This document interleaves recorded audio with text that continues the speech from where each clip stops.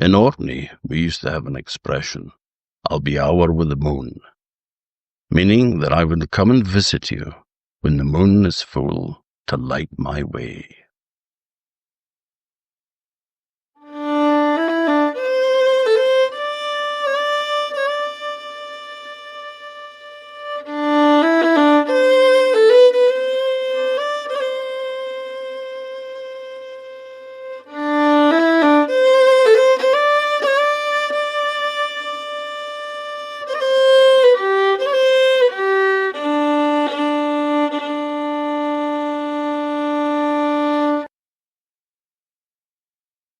Well, hello, folks, and welcome to another edition of Hour with the Moon. And this time, we don't have any visitors. No, just me. Just you and me. But this time, I wanted to speak about a man who is a giant in Orkney folk culture. A man whose bicentenary it is this year.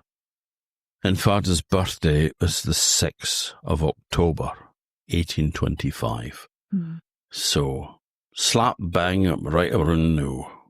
Conveniently very near a full moon. And his name was Walter Dennison. And Dennison saved from obscurity, from extinction, many of the finest Orkney folk tales that we have. And also the ones that have the most detail as well. And he gave a little bit of background about some of them, where he collected them and personal note. There is wee bits and pieces, but like everybody that collected stories, nobody actually thought to credit the person that they heard the story from. In some cases, he would have heard the same story from more than one person. Because these stories were being told by the fireside on a regular basis from his childhood. And that was kind of unusual, that a kid from his social background would actually be mixing with the people whose stories he was hearing. Yeah. That's a bit for the biography bit. And you said that most of the stories that we're going to be talking about tonight, he was the only one who recorded them, and that if he hadn't, they would be completely lost. He would have no record of them whatsoever. I'll tell you, the Mermaid Bride would be a very thin volume if it wasn't for Dennison. Because most of those folk tales were recorded by him, and only just saved because he published them in the Scottish Antiquary in the early 1890s, over a few years, and he died in 1894. Wow, it's cutting it close. It was. So it was just the last sort of 3 years of his life, so the folk tales being recorded. And maddeningly, he did comment in one place that there were many other tales of this sort, but then he didn't write down the many other tales. So it was it Assipattle? Assipattle. He said that there was other versions of it, and he did actually record a second version as well, a much more detailed version with different characters in it as well. Assipattle was the youngest son of the seventh son of a family of just brothers. But in the one story, he's got a sister as well. And there is a wicked stepmother who doesn't appear in the other one. So there's lots going on. It sounds more like a fairy tale, doesn't it? It's it's a cross between a fairy tale and a pantomime. So really. Did you think that was one that he might have kind of written himself, made up a version? I thought that he might have expanded on the original, inspired by the European collectors like Asbjørnsen and Moe in Norway and the Grimms in Germany. But having revisited all these works again, I'm not so sure now. I think that maybe the fact that there were so many different versions of the story kind of suggests that maybe there was, that was just one of the versions he had.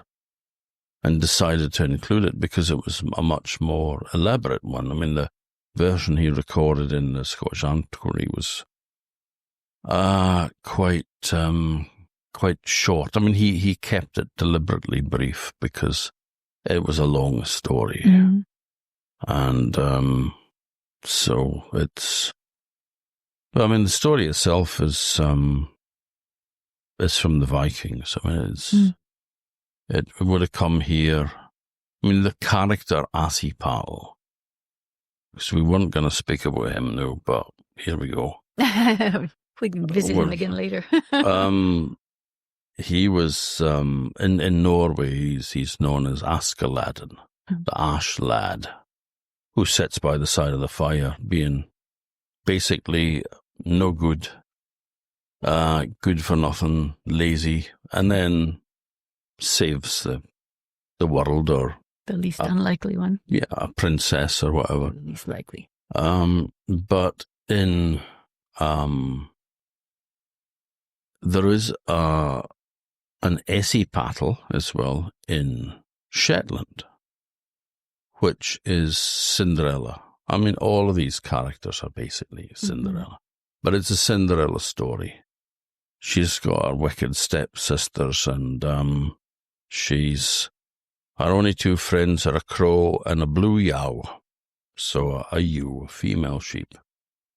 And they had blue yows in Shetland that they weren't like bright blue, but if you parted the fleece, there was a slightly bluish tinge in the fleece, so they were called blue yows. And in that one, she goes to the blue yow and gets the dress that she can wear to a ball where the prince is, and then she loses one of her shoes, and you know the rest. The sisters do cut their toes off and all that to try to squeeze their foot into the slipper, which won't fit them.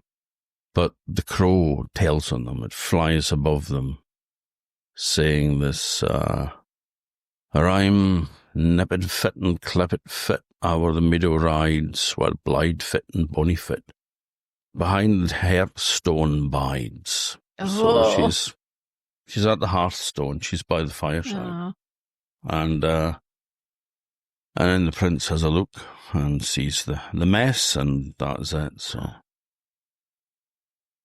But, well, perhaps we should back up just a little bit before we get into the stories too much, and just talk about Dennison a little bit more if you want to introduce him a little bit. We've already given an idea of why his work was important, but do you want to say anything more about him? Well, I mean, the family of Dennisons came up with one of the Stuart earls, probably Robert Stuart, in the late 1500s.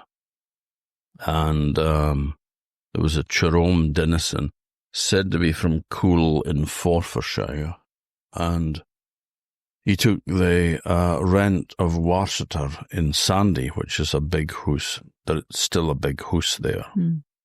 And that's where the family came from. And in 1725, so 200 years ago, he had Pirate Gow turned up in Orkney, which we had all about in the Tudor edition with Angus Constam. It's a few.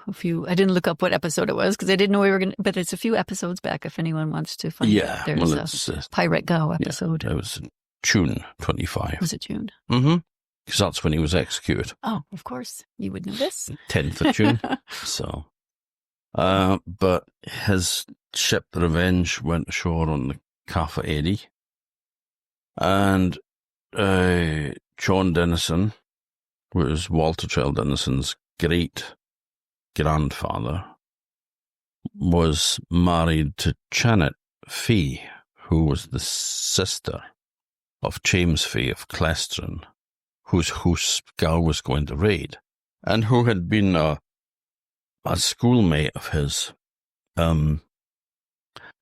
whether they got on at school, I don't know, but he was going to rob his house. Yeah, so maybe not. didn't bode well, but he did name his ship the Revenge, didn't he? well, yeah, because it was a Caroline, and everybody would just go ba ba ba when it went past, You don't want a sissy name for a pirate ship. No. And Revenge was actually a very popular name for pirate ships. Blackbeard's is called Queen Anne's Revenge. But anyway, they were at Clestron when Gow's ship went aground. I mean, they would have gone there because of that. So there was John Dennison, who had the lease of Noltland Castle in Westray. Oh. And his son, Jerome, because all the eldest sons in the Dennison family were called Jerome, known as Charm in Orkney. So he was Charm Dennison. And so he was there at the capture of Gow. So, his great-grandfather and his grandfather were there. His grandfather went on to have more adventures in 1745 with the Jacobite Rebellion, because he supplied food and drink to the lairds who were hiding from the government troops in the cave Gentleman's Ha in Westray. There are actually said to be 2 Gentleman Ha caves. I think you told that story. Did you tell this one on Tales for Troubled Times? Don't think so. Because there's not really a story. It's just that there was a servant lass called Peggy Dennison. So whether she was related to them or not, no idea. Because, Dennison, it's not that particularly common name in Orkney. And she was sent out with a skin bag, it was said. to be like a leather kind of bag that she used to lower over the cliffs to the lairds to get, so they can keep them alive, But he refused to say anything. When they were raided by the government troops, he refused to give any information, and they ended up, in retaliation, it was said, local tradition had it, that they pulled the roof off Noltland Castle. Now, was it the castle?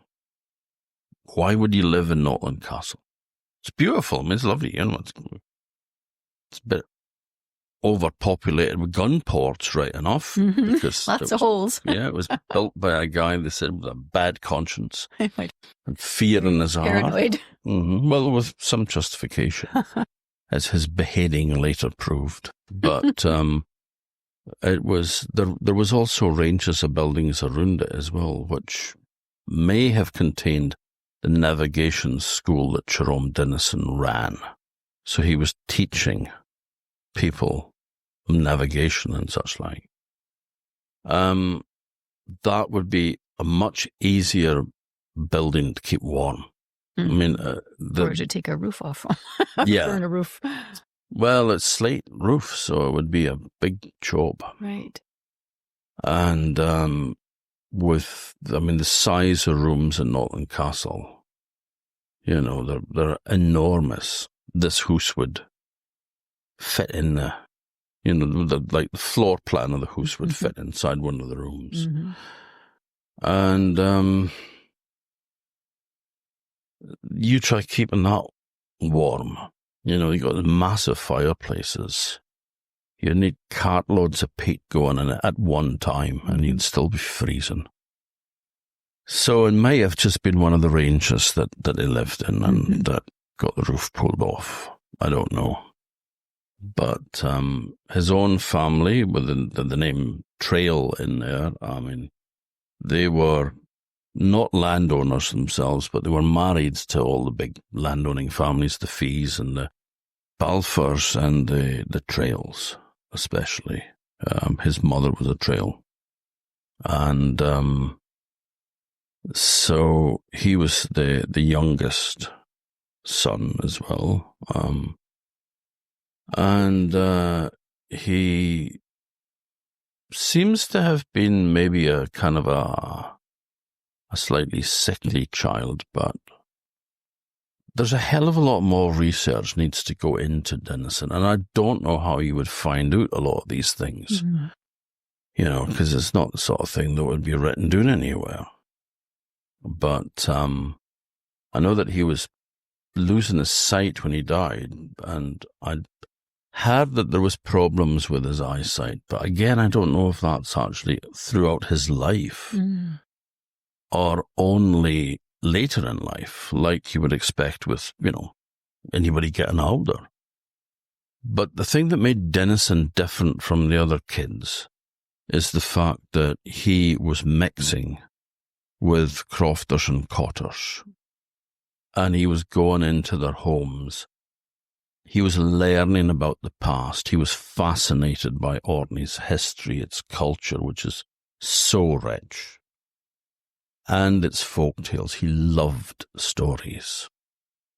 And the one thing that is really, really kind of, really annoying is that I've got a reference marked here. When he was talking about Finn folk who live under the sea, we'll be talking about later, he refers to the foy sang, which was a song that they sang in celebrations. So it's a party song, right. It translates as. And he has in his notes here, among my juvenile papers, I found a copy of the Finn folk's foy song, but as, when a boy, I added some lines to the oral original, and as I know, now, at a distance of nearly half a century, cannot distinguish between my tinkering and the original lines, it would be unfair to present the lines as a genuine product of tradition. However, as the editor wishes, I shall give it such as it is in the next number of the Scottish Antiquary. So it's the reference there that gets me is his juvenile paper. Because when he is writing this, it's in the last couple of years of his life. He's still got all his papers. Whether they're notebooks, whether they're loose sheets of paper, who knows? Just things he wrote down from what people were telling him. Yeah. Wow. But imagine there would be more stories and maybe customs and just snippets, just little anecdotes, which all adds a bit of sparkle to things. And so it's a tremendous pity that all of those are gone. It is. No. It's almost worse to know that there were such things that are no longer in existence than that not to know about them at all. But at least, thank goodness, that there were the ones that he was able to save. Because I know his family, the McLarens, lovely people. Hello, if you're listening. Duncan McLaren, who is now in his 90s. Is the great-grandson of Walter Dennison, and when I raised, papers with him just over 30 years ago, he said, no, don't know anything about, don't have any papers. So it's whatever he had wouldn't have been valued and has just been cleared out, tossed out, and a clearance gone on a bonfire or in the fire, so. Let us focus on something more cheerful, such as, was there anything else you wanted to say about him? Well, I should probably have started at the beginning, which is always a good place to start with a story, but he was born in North Mire in Sanday on the 6th of October, 1825. Later on, the family took the rent of West Broch. So he died at West Broch on Sunday, the 2nd of September, 1894. So he was just short of his 69th birthday. So on his gravestone, of course, he died at 68 years. Now, when Ernest Marwick republished his work from Scottish Antiquary in 1961, he just counted backwards, I think. I think that's how it happened. They seen it, died at 68, counted backwards and went, 1826, that's when he was born. But he wasn't. He was born in 1825. He just hadn't had his birthday that year still.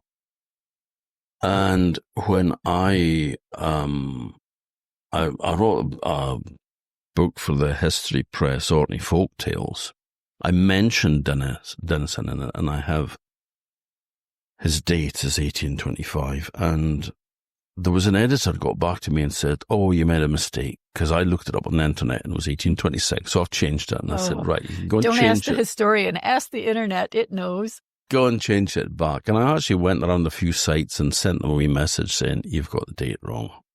And this is the date that he was born, and, And I have got this from the family tree. And it's carved into the gravestone. It's carved in stone. It gives his dates on it, I think, when he was born and all. So, but it's just, you count backwards and that's what you get. Yeah.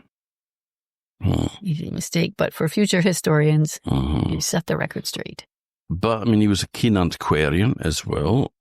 He had a lot of things. I published his list of artifacts he had in his personal museum in the Orkney Antiquarian Journal. It's a lot of years ago now, late 90s or so. And it lists archaeological sites that are now, gone. There's a broch, which is down as a possible broch, but he says that it was cleared for farming. So it was just, not bulldozed, because they didn't have bulldozers in those days, but it was they just removed. Used the rock for something else. I would have used it for building stone. And there is also, in one of his papers on burials and funerals in Orkney, he says that his dad, there was a Viking boat burial found on the land, and that some of the wood was still preserved, and the workmen burnt it. So, because wood can be preserved, and it's a sandy soil, so it will preserve organic material a bit better than just in an acidic soil like you normally get in Orkney. But there was kiss burials and all being mentioned as well, and Viking burials that he had dug at the Stysa Broch on West Broch, which was the subject of a time team in the mid-1990s, which I was part of. I think it was 96. Was that your first time team appearance? Yeah, it was. You made cog for everyone? I made a cog for everyone, yeah. And it was most enjoyed too, I can tell you. But anyway, that's another story. But yeah, so Dennison has been somebody that's been in my life, and we'll get around to that a bit more later. But yeah, his antiquarian notes, his work in historical notes and such like that, we do owe him a lot, but they are starting to get a bit scattered again now, so that's maybe something to bear in mind. But really, it's the folklore that we're kind of interested in today. Yeah, we thought we'd do just a little sampling of some of the more important ones that he was responsible for saving. And I guess it would be appropriate to start with some of the more mythic types of stories, like the mester ship, for instance. Well, the mester ship is... it's one of those things that crops up in different cultures. There's this giant ship. In Orkney, mester, like the mester Stoorworm as well, just means something superior, something grand, something big. And the mester ship was massive. To give you an idea of how big it was, when they were taking on pits on the stern of the boat in Rousum, in Stronsay, they were taking on timber amidships off Norway. So it's quite a size. Midships is at the middle of the boat? The middle of the ship, yeah. There was captain told the young lad that was working on the boat to go forward.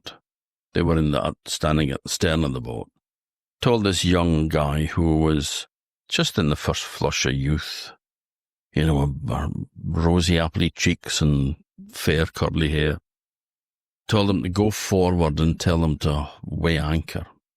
So he set off forward, and by the time that he got forward, passed on the message, and then came back again, he was an old man with long grey whiskers and, What a dull life. So, a man that dropped his knife from one of the masts. It was a brand new knife when he dropped it, but it was just a lump of rust when it hit the deck because it took so long to fall. So it was quite an impressive ship. And there was one day that they were sailing when they said they saw land on one side of them. And then to their horror, they saw that there was land on the other side of them as well, and they were kind of worried, but he said to steer the course straight between these two pieces of land. So they did, and then suddenly there was a lurch because they'd hit something. And the sea was stained black with blood. And it was a stoorworm. Not the mester stoorworm that Assipattle killed, but one of his calves. A lesser it said. stoorworm. A calf of the stoorworm, it said. Not the muckle mester stoorworm. No, but it was one of his calves. And it had been cut in two by the mestership. So, it was quite impressive. And the one thing that they had to be careful with was the moon, because they could fall foul of it because the mast was taller than the moon. And there was one day they were getting close to the moon, and it's funny that according to Dennison, the moon was always referred to as in a masculine title, so it was him it was always referred to. And he says, heel over to starboard, set the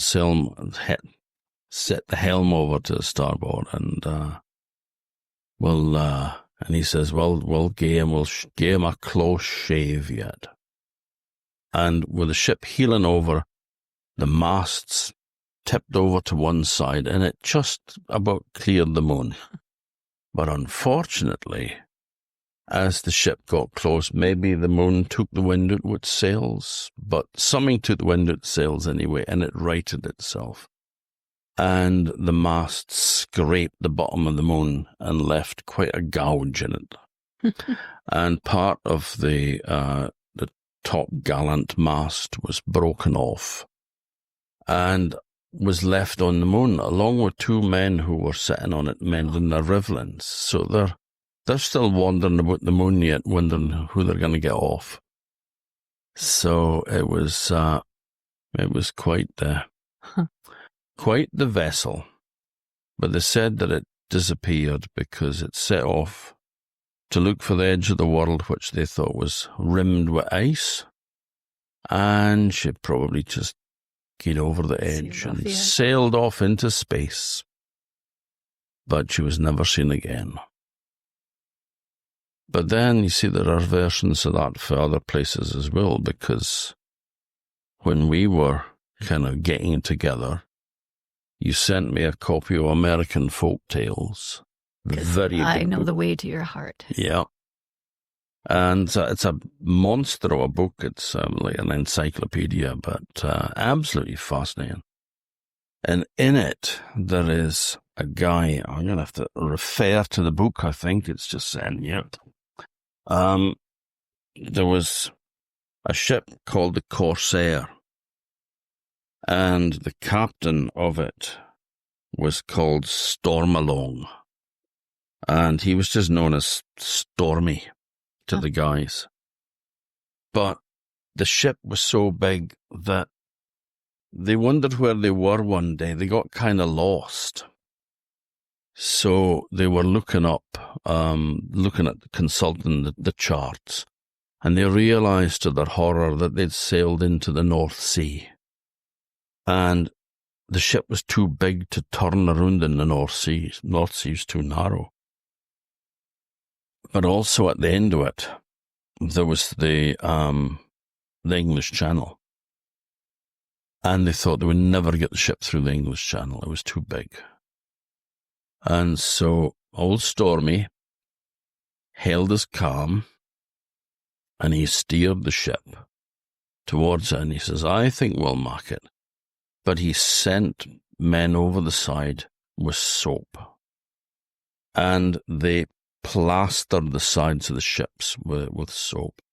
And he said, make sure that you have plenty more on the starboard side, because they reckon that was going to be the side we were going to have trouble with. So the sides of the ships were coated with a great depth of soap. And when it came to the Straits of Dover, it managed to just squeeze through it because of the soap. And so it made it out into the Atlantic, so it was always well.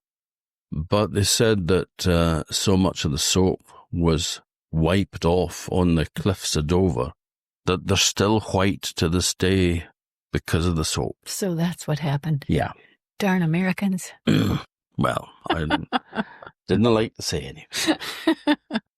But there you go. That's a story that I suppose any seafaring community has got. It's mestership. I love a good tall tale. Mm-hmm.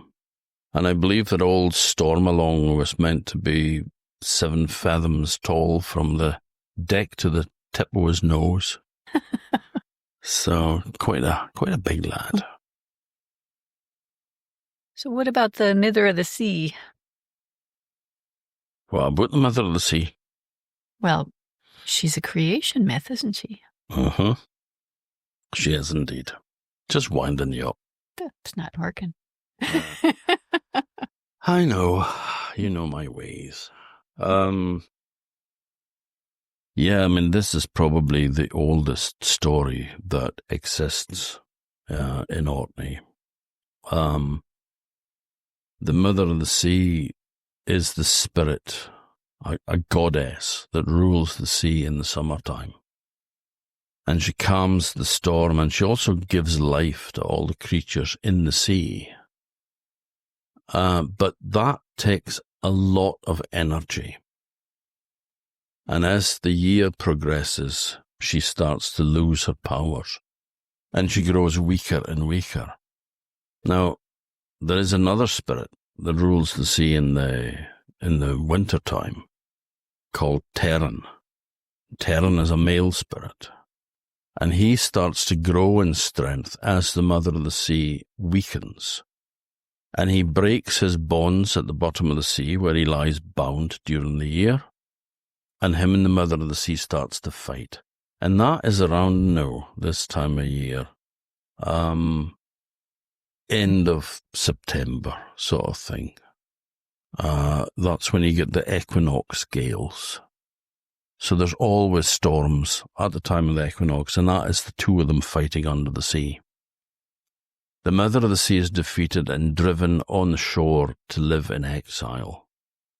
And she's invisible to mortal eyes, so she could pass among us and we would be none the wiser.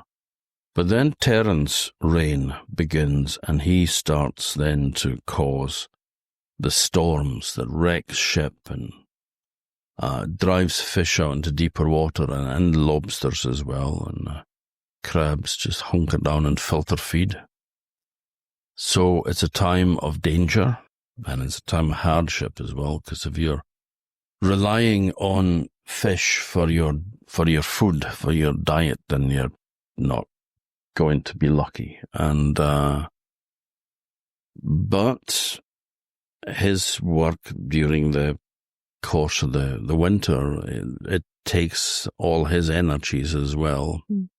And eventually he grows weaker, while the Mother of the Sea grows stronger and comes back into the sea in the springtime. And then they fight again. And she overcomes him and binds him at the bottom of the sea.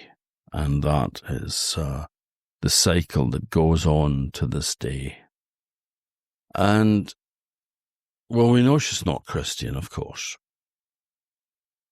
If you, in the sort of Middle Ages or whatever, or even a bit later, said, well, God made the earth and the universe and everything, and rules over all except the sea. That's this woman that does that. You're going to find yourself on the wrong end of a box of matches. So it's not Christian, and it's not Viking, because we know the Viking stories. She doesn't appear in it. There is a goddess called Ran who uses a net to trap fish, well, people that have fallen over ships and all that. She drowns them. But she is, Nord is the god of the sea, and the father of Freya and Frey. So, so she doesn't fit into that pantheon either, which means she's going to be Pictish or earlier. But the fact that it's a female goddess that gives life to the sea and all that, like Mother Earth, an earth spirit, you're probably looking at Neolithic or even Mesolithic. So it's thousands of years old, I believe. Amazing to know. Because sometimes you got people that said, oral tradition only lasts for about 200 years, Based on what? Why would they say that? Prejudice. It's like, you don't listen to them. But, when you've got stories like Assipattle the Stoorworm, which is Viking, and we have Viking stories here, like Why the Sea is Salt and the never-ending battles. So, we've got stories that we know were being told in the mid 800s. So, stories do last. So that's quite a bit older than 200 years. Oh, yeah. And also when a minister in North Ronaldsay in the late 18th century was trying to read Sir Thomas Gray's translation of the Fatal Sisters, which is from Njal saga, of the Valkyries weaving the fate of the warriors in battle at Clontarf, using this horrendous loom made out of 2 spears shoved in the ground, and they were weaving human entrails with arrows as shuttles and swords as weaving buttons, and human heads as loom weights, and singing this song to direct the battle of who would live and who would die. They sang this song, and Gray translated it. And this minister in North Ronaldsay very smugly told the local folk that, listen to this because this is part of your heritage. And he starts to read it, and an old man stops him and says, yes, we know the poem, because when you asked us to tell you something in the old language, in the old Norn, that was the poem that we recited. So they knew it in the original Old Norse. So, one-upmanship for you. But it just shows that stories do last for a while. So it is possible that a story could go from way back in prehistory to the present day. And funnily enough, when I later republished Dennison's work 30 years ago, there was a man that worked at the library in Kirkwall who was a Western man and he was a neighbour of my grandparents. And he was off down to the shore the one day with a rod, just a bamboo wand, And my grandfather said to him, you better be careful you don't catch the Mither. And he had no idea what he meant until he read that Dennison book. And, I mean, whether that is what my grandfather meant, I don't know. But it wouldn't be at all surprised. Likely, doesn't it? Yeah, because there's other things have happened in the family as well that has, old traditions, like the one of writing a name of a stillborn child or a child that has died before it's christened. Writing the name on a bit of paper and pinning it to the shroud so that the child has a name and can rest in peace. And Dennison recorded a young couple going to him in the 1840s to have a name written because they couldn't write. And my friend, the late Professor Bo Almquist, got very excited about that because this was a tradition that he was studying. And then I mentioned this to my mother, and she said that her uncle did it in Westray in 1912. And sure enough, there So was it was this, still a living tradition. yeah. At that And I time. said, well, that must be, My mother went, oh, no, he wouldn't have known about that. Well, of course he bloody did. Obviously he did, Yes, because he did it. I think it would be just too much of a coincidence to think, well, I've come up with this unique idea myself. No, he wouldn't have thought of it as, this is old folklore, which I will now perform. He just would have been, this is what you do. This is what you do, yeah, because the notion was that a child couldn't get into heaven if it didn't have a name, because they're all bureaucrats up there. And it's like, name? Well, haven't got one. Oh, I can't come in here then. Too bad for you, innocent child. Yeah, and you can't go to hell because you haven't done anything, and so you just sort of wander lostly and usually haunt the area where their bodies are waiting to be given a name. So, but anyway, that's another story. There's one more kind of in the mythology category, which we were thinking about telling, which is the Stoorworm. Well, yeah, we sort of touched on the Stoorworm earlier, but the Stoorworm was a common story, according to Dennison. And he said that there was like many versions of it. And he'd heard many versions. And he sort of summarizes it in his writing for Scottish Antiquary. But he then expanded it in a collection by Sir George Douglas, which was published in 1893, I think it was. Might be wrong, might be 94, I can't remember, but I think it was 93. And a collection of Scottish folk and fairy tales, which has extra characters in it. It's got, because Assipattle is the youngest son of 7, and yet he's got a sister in this one. And there's a wicked stepmother who's behind the whole thing of trying to get rid of the princess.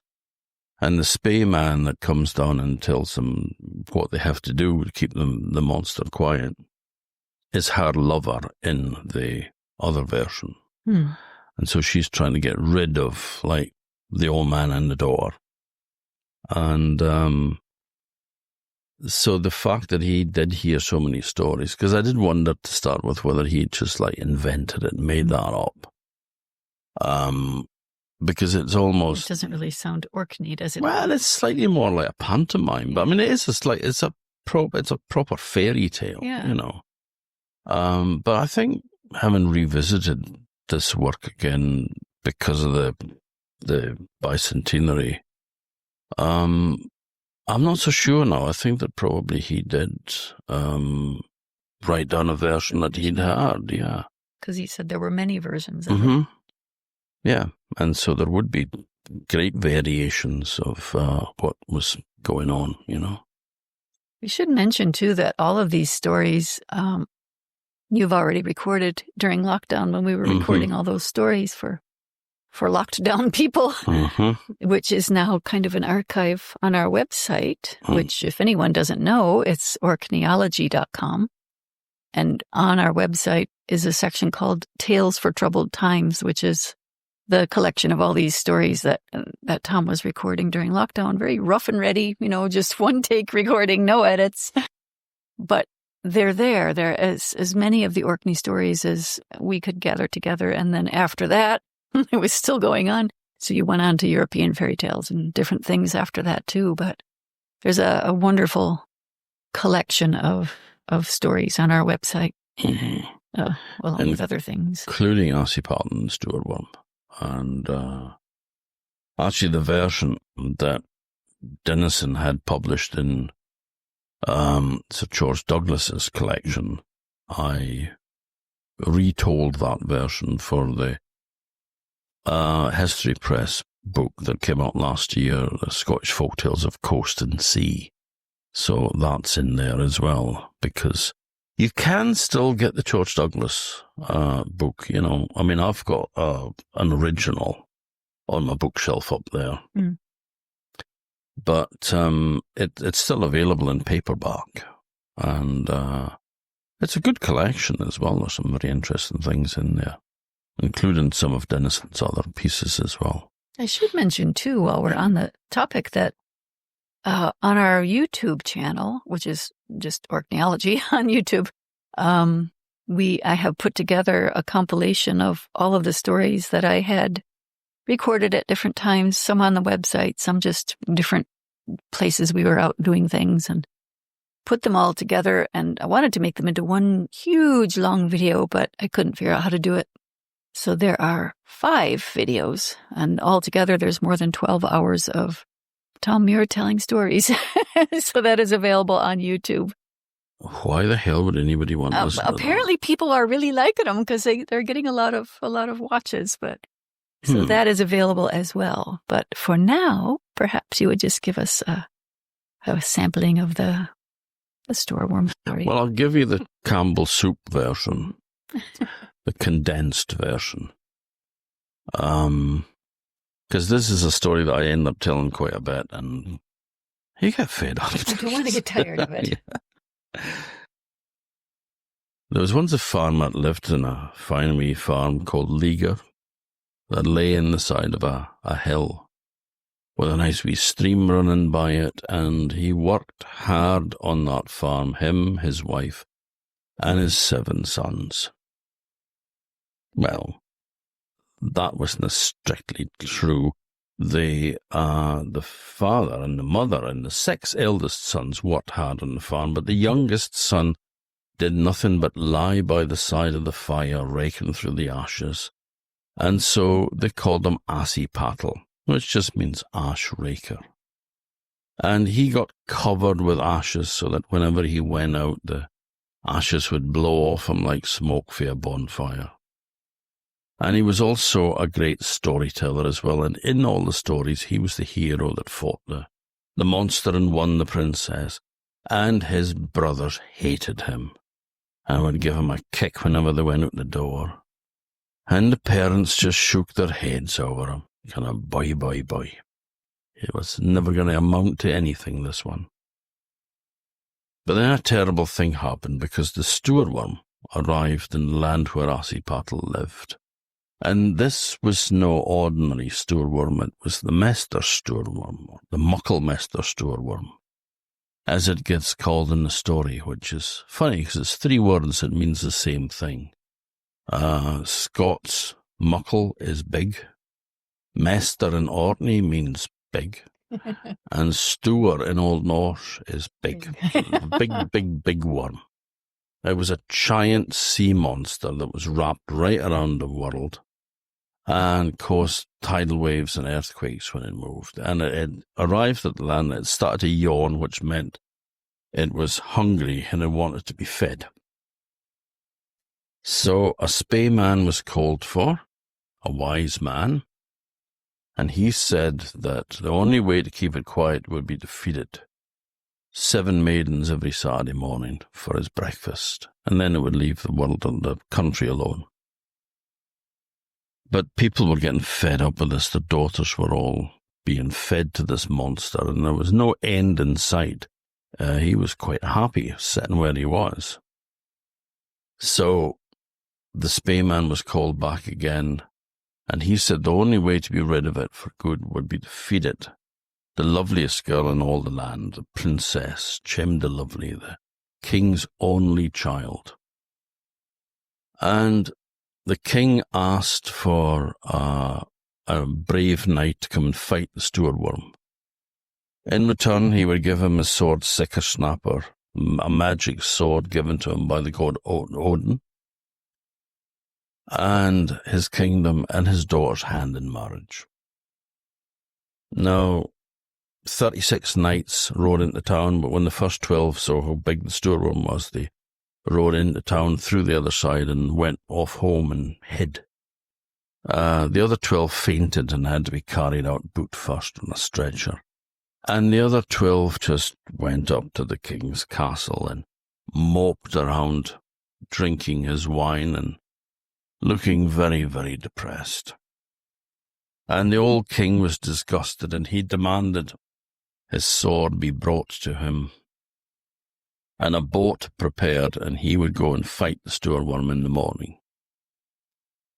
Now, back in Leaguer, Assipattle hears about this, and he manages to steal his father's horse, which was the fastest horse in the land, rode through the night, came down to the bay where the Stoorworm's head lay like a huge black island in the middle of the bay. And he went into an old woman's house, and he took a glowing peat from the fire, put it in a pot, tricked the guard to get out of the boat, stole the boat, sailed across the bay, and when the Stoorworm started to yawn, his great yawns in the morning, he sailed the boat right down the Stoorworm's throat. And when he got inside it, he went searching for what he was looking for, which was the Stoorworm's liver.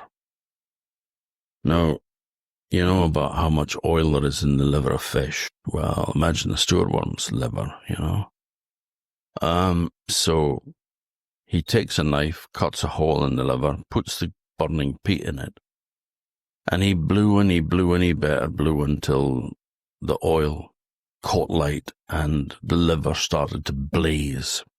And then he ran back to his boat. The king's on the shore, and he's not happy because he's had to get up really early, which I hate. And and then he has to go and sort of face certain death. And he arrives just in time to see some idiot steal his boat, sail across the bay, and get swallowed by the monster. Oh, great. Doesn't get any better than that. So he's stomping around in a huff, and one of his men says, Your Majesty, what? I haven't seen the Stoorworm do that before. I said, do what? Well, he's sort of, he's kind of, he's sort of smoking. Smoking? What do you mean? And he said, well, look, and sure enough, there was black smoke coming out the Stoorworm's nostrils and out his mouth. And it filled the sky, and it turned the day to night. And the Stoorworm was starting to feel ill. And it felt sick. And it retched, and it brought up all the water inside it, including Assipattle and his boat. Everyone ran up the hillside, and the boat was cast up among them high and dry.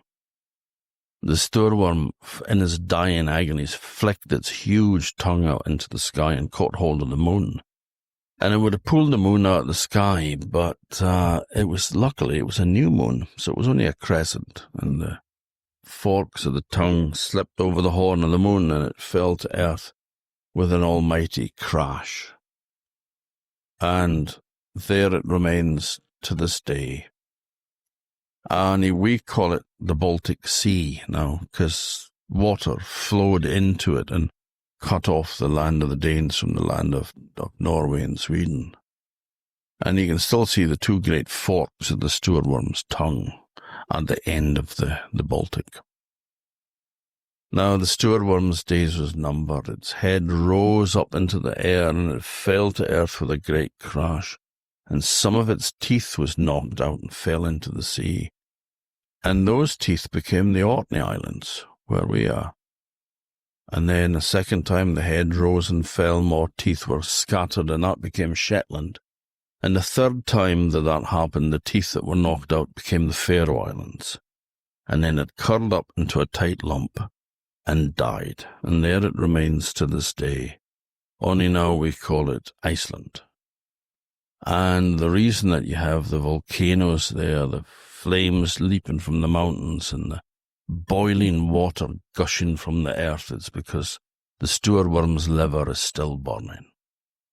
So the king took Assipattle in his arms and called him his son. And he gave him the sword and the kingdom. And he said, my daughter is yours as well, if she'll have you.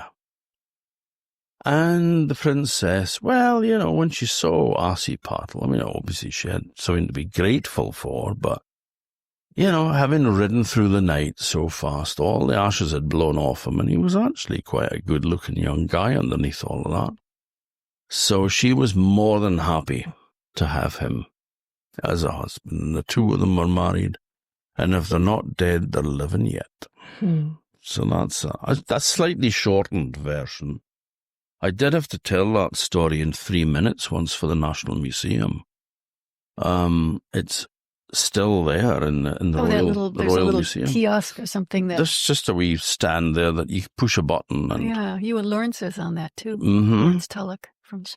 It was about Scottish Islands and Polynesian Islands and the stories that, well, maybe didn't link us, but, this is a kind of comparison of stories. Good story.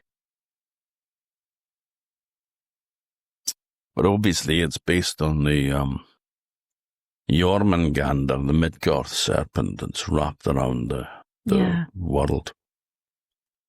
And that will be killed by Thor at Ragnarok, the battle at the end of time. Thor will kill the Midgard serpent, but will die as a result because of the poison spewed over him. So, yeah, a lot of similarities, but when my son was 5 and just starting school, I was going in on a Monday telling the stories because it was my day off. And that was a story I told, and then he wanted to take an atlas to school the next day, so I said, yeah, if you want, but why? And he said, I want to show them where the Baltic Sea is and where, Orkney and Shetland, Faroes and Iceland is. And I thought, it's a road map. It's your road map for your little junior Vikings. This is what the North Atlantic looks like. Right. You get into the Baltic, there's 2 great forks there, which forms Finland, because the one fork is the gulf that separates Sweden and Finland, and then the other one is Finland and the Baltic states. So that's your... And then even in the full version of the story, the different kinds of teeth are like the flat teeth in the front are Orkney and the middle teeth are Shetland, which is a little hillier. I made that bit up. Well, it makes perfect sense. And the molars in the back are Faroes. Yeah, because they are just mountains rising out the sea, great jagged things. So interesting. Well, that's what I thought anyway. But there's another story that Orkney has, which is, I think, really unique. A monster called the Nucklavee. Oh, the Nucklavee. Well, there's a wee story about it, but it's just an encounter of somebody that got away. But I think the best is to actually let Dennison have his say. So I shall get into this book. It was said that Nucklavee was a spirit in flesh. His home was the sea, and whatever his means of transit were in that element, when he moved on land, he rode a horse as terrible in aspect as himself. Some thought the rider and horse were really one, and that this was the shape of the monster. Nucklavee's head was like a man's, only 10 times larger, and the mouth projected like that of a pig and was enormously wide. There was not a hair on the monster's body, for the very good reason that it had no skin.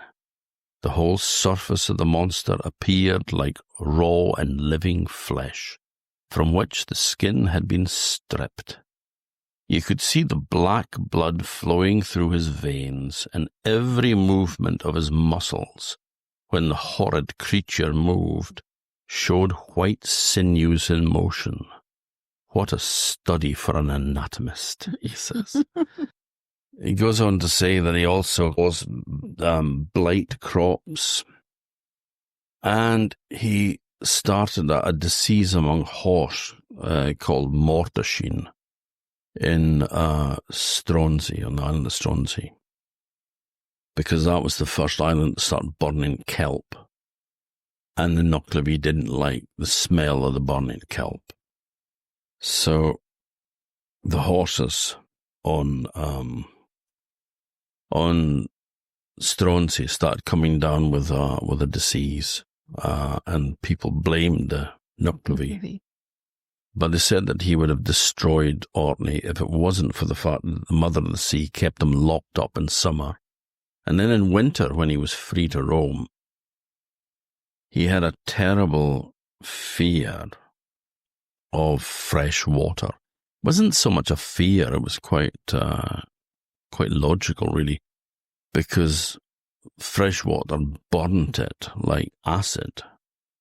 So in the winter time, of course, it's raining. There's lots of fresh water around, and he didn't want to be getting any of that splashed on him, so stayed in the sea.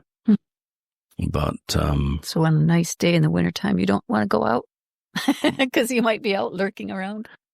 Yeah, lurk about the shore, especially at night.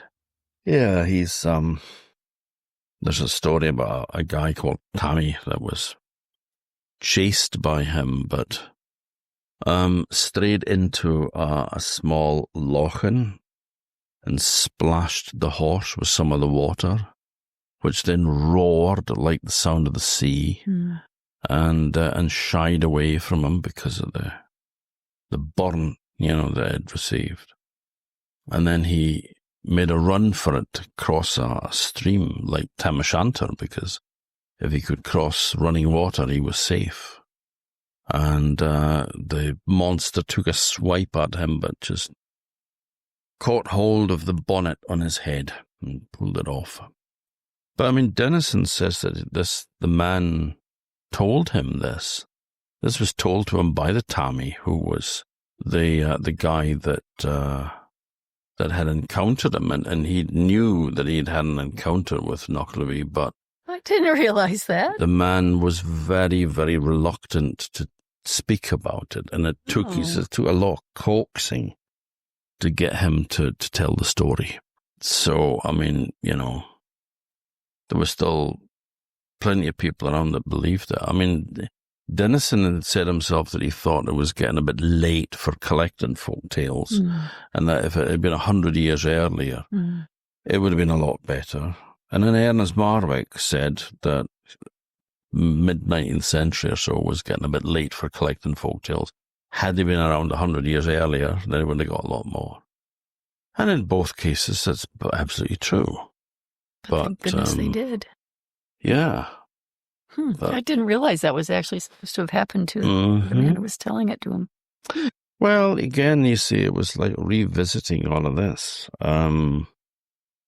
It was going back through this again that he said, I knew an old man who was credited with having once encountered Nucklavee, with having made a narrow escape from the monster's clutches. This man was very reticent on the subject. However, after much haggling and persuasion, the following narrative was extracted. So, it's a true story. Wow. And the fact that the man was so reluctant to say it, right, gives the impression that, he obviously believed something that happened. He had encountered this creature. I mean, whether it was as a result of home-brewed ale on the way home, or whether there was something in here. Or whether there was an Nucklavee. Yeah, possibly, yeah. How do we know there wasn't one? Well, according to him, there was. That's really interesting. Well, we can move on to sea creatures now. What about the sea trows? What did Dennison? Well, you said he didn't really have many stories about them, just kind of. It's just this intriguing hint where he says that the sea trow, he's listing some of the other things, like a Nucklavee, and half man, half beast, he says, and then there's the sea trows in the form of a man with the mind of a beast. And he says that the sea trows is represented as the ugliest creature imaginable. His face is like that of a monkey, his huge unwieldy limbs out of all proportions to his attenuated body. His head slopes to a sharp angle at top, like the roof of a house, and his feet are flat and round as millstones. His home is in the sea, to which he has been banished by the superior power of the land trows, and when on land, of which he is very fond, his movements are clumsy, slow, and waddling. His mental powers are of a low order. He is not vicious, but sometimes tries a trick on man, which often ends in his own confusion. So he says that he is too lazy to catch fish for himself. The sea trow would often lie at the bottom of the sea, watching the fisherman's lines. If a fish was caught on the hook, the trow would unhook the fish, convey it to his own capacious mouth. Where there was no fish, the trow would satisfy his hunger by gently removing the bait from the hook. But this was a dangerous prank, for the trow was sometimes hooked and drawn up to the surface, when, if his frightful appearance did not terrify the fisherman, he got the due reward for his temerity. Such a story is told of one of what was called a here-made rhyme, here-made in brackets, after describing the dread terror of the boatmen at seeing the unshapely monster alongside, he having been hauled up in one of his lines. The rhyme says, the good man at Ankum was gripped with grace. He up with the ethic steen and sank his face, and him they rode in muckle fair, and sang a psalm and made a prayer. So he smacked him on the face with the anchor stone of the boat, and then rowed home singing psalms like mad to try to get away from him. But you get marmanails in Norway, which are like in the north of Norway, tiny little creatures that could stand on a fish hook. So he's obviously bigger. But there's no stories, but the description of the Brunia Coppensee, which has nothing to do with Dennison. Mm-hmm. But there's a creature that is called Hugbo, which may be derived from the name Hugbo, the hog boy. Mm-hmm. And he acts kind of as a house spirit, as he helps around the place. But he's a little green phosphorescent man with a flat bald head and seaweed around the fringes, around the back of his head and on his chin. Too. He's kind of scaly. So he could be a sea trow. Well, it sounds kind of like one, but maybe that all kind of got a bit mixed up. But yeah, I'd love to have heard a sea trow story. But... Well, another under the sea folk is the Finn folk. And complex. These invisible islands and disappearing islands. And complex creatures, because he said that it had nothing to do with Finland being Finn folk. They weren't Finns. They were... they looked exactly like men, but they had fins, which he said would be wrapped around their body to look like clothing, because they were great sorcerers. So they could use magic to conceal the difference between normal humans and them. So people would mistake them as just being people. They were always very dark looking. They had black hair and dark eyes. But I suspect that when the Vikings got here and heard about these creatures, because this comes down to what happened with the Picts and all that, where every single one of them slaughtered. And I rather think that that's unlikely. They certainly, the Vikings took over, and all the place names are Old Norse. There is one or two Celtic ones, not many. So culturally, the Vikings took over. But they would have needed slaves, if nothing else. And I'm sure that there must have been some young Pictish ladies that took their fancy as well, wouldn't have just killed a beautiful girl because she was Pict, because they weren't really thinking in terms of Pict, Viking, whatever. It was just, they were raiding. It was business, not a very nice business, but there was no case of trying to exterminate one specific race of people because they were different. And they didn't really have anything against Christianity. It always, was portrayed as being attacking churches and all. They were attacking churches because they were full of riches. They had gold. And monks who were conveniently unarmed. So, it would be almost rude not to. So, but when the Vikings got here, if they heard stories about finmen and such like, obviously we have no idea what they would be called. They wouldn't have been finmen. Mm-hmm. But the Vikings would have gone, oh, Finns, because to them, Finns was the name applied to the Sami. And, the name Finland and all that comes from Finnmark in Sweden. So the Finns were the Sami, who were reindeer herders in the north of Norway, Sweden, Finland, and Russia. And they would just follow their herds of reindeer between all these countries. But they had a reputation among the Vikings of being powerful sorcerers, because they did have shaman that could go into a trance and could take the form of an animal and go on a quest, go to find out the answer to a problem. Mm. And there was a story in Heimskringla of Gunhild, one of the wives of Eric Bloodhack, the son of King Harald Fairhair, and this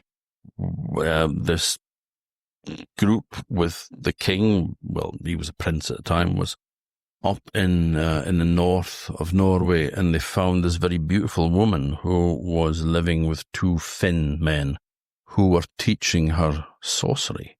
So she was learning magic, and they both fancied her, and she wasn't putting out. She was, she was a classy girl. She wasn't, but the two of them were so jealous of each other that neither of them wanted the other one to get her, that they would sit up all night. She would be lying asleep and they'd be sitting on either side of her, staring at each other to make damn sure that nobody would try to make a move. And what she did was she managed to lull them to sleep with sorcery and then put a bag over their heads because they could kill you by looking at you. And then Eric and his men rush in and kill them when they've got a sealskin bag shoved over their head and they can't do the eye thing, So Finns had this really strong reputation of being powerful sorcerers. And in the stories, that is also what we find as well, that they are very powerful sorcerers. They have a great deal of magical powers. They can summon up phantoms to frighten or confuse people who are getting too close to their land. They can put spells on fish to stop them from taking hooks. If, in one case, when the people strayed onto their fishing ground in the Bay of Scale, the Finn King put a curse on laid a spell on the fish so that they wouldn't touch hooks. And that's a good story too. But they also had this beautiful cities under the sea, Finnfolkheim. And they also had floating islands called Hildeland. Now, don't know exactly where that comes from. This was a very interesting conversation that you had with Terry Gunnell last time, was what's going on here, because there is an Old Norse word called Hildren, which means a mirage that you see at sea, an island that you see that isn't there. But it could also be like Huldaland, the Hulder folk, right. The hidden people, the hidden island. So it could come from either of those. But I suspect that they were around before the Vikings, but they were, interpreted in a way that they understood. It's like if you go anywhere and it's like when you were asking about something that you were looking for in a supermarket. And I had... for shortening. Nobody knew what shortening was. No, I had not bloody clue. Turns out to be stork margarine, was it? Or something like yeah, well, it wasn't exactly that, but it was pretty close. Yeah, I could use it. It could do. Yes. Which would have been the last thing I would have thought of. But you do tend to translate things into how you understand them already. Well, yeah. So, but with the Finn folk, they were, they had the island of Eynhallow, of course, which was won from them. And that, again, is a Dennison story of how Thoradale managed to win the island, and his sons sowed the 3 circles of salt each, 3 sons, so 9 circles around the island, and the old man cut 9 crosses in the turf, but the youngest son had big hands and ran out of salt, so the last circle wasn't completed, and it still retains its magic. It's a thin place. It is. That story is in Tales for Troubled Times as well. Oh, yeah. They all are, basically. Did you want to tell one of the stories? I think you might have wanted Tam Scott. Yeah, we could do Tam. This was my old pal Yerker Fulstrom's favourite story. I remember him remarking on it. Now, Tam Scott was a man for Sanday who had a parley boat. So that was just a boat with a specific kind of sail. And he would take cargo and people from island to island. Now, he was in Kirkwall one year because it was the Lammas Fair in August. And he had taken a group of people down from Sanday, and they were in Kirkwall, and he was wandering around having a cog of ale and renewing old acquaintances and chatting away to people. When this stranger came up to him, a tall man with black hair and dark eyes, and he said, "I hear you have a boat for hire." And Tam said, "Well, I do, yes." "Well, I have a cow I'd like to take to one of the North Isles," he said. "But I'll pay you double the fare because I'm taking you away from the fair so early." So Tam says, "Yes, I'd be up for that." He said, "I'll meet you back here in an hour's time then." So he goes off to meet up with his pal that he crewed the boat with, the guy that worked with him, but he found him lying at the head of the Anchor Close on Bridge Street, drunk. It's down where Anchor Buildings is now. You see, there was an alehouse down there, and it had an anchor as a sign outside, probably to lure in sailors coming off the ships in Kirkwall, because it's right at the foot of Bridge Street. It's the first place you're going to come across. But that's why it's called Anchor Buildings. Anyway, so Tam's got his boat ready, and the Finn man arrives with the crew, and he's thinking, right, well, we're going to get this beast on the boat without, causing damage or anything. Well, he needn't worry, because the man just picked up the crew like it was a lamb and set it in the boat, and Tam sort of thought, note to self, don't annoy this guy. and they set off for sail.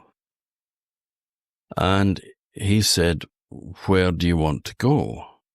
And the man said, "East of Shapensea." Now, Tam was a chatty guy, and he was trying to engage conversation with this man, but he wasn't having any of it. He just kept saying, "A close tongue keeps a safe head." And that was basically all that he got out of him. Sounds vaguely threatening. A close tongue keeps a safe head. So then they get up towards Stronsey, and he says, "Are you wanting to put into Mill Bay?" And he said, "East of Stronsey." So they sailed the boat east of Stronsey, and they got up to, he says, "You'll be putting into Sanday then." "East of Sanday," he said. And he said, "But we can't go east of Sanday. There's the only thing east of Sanday is Norway.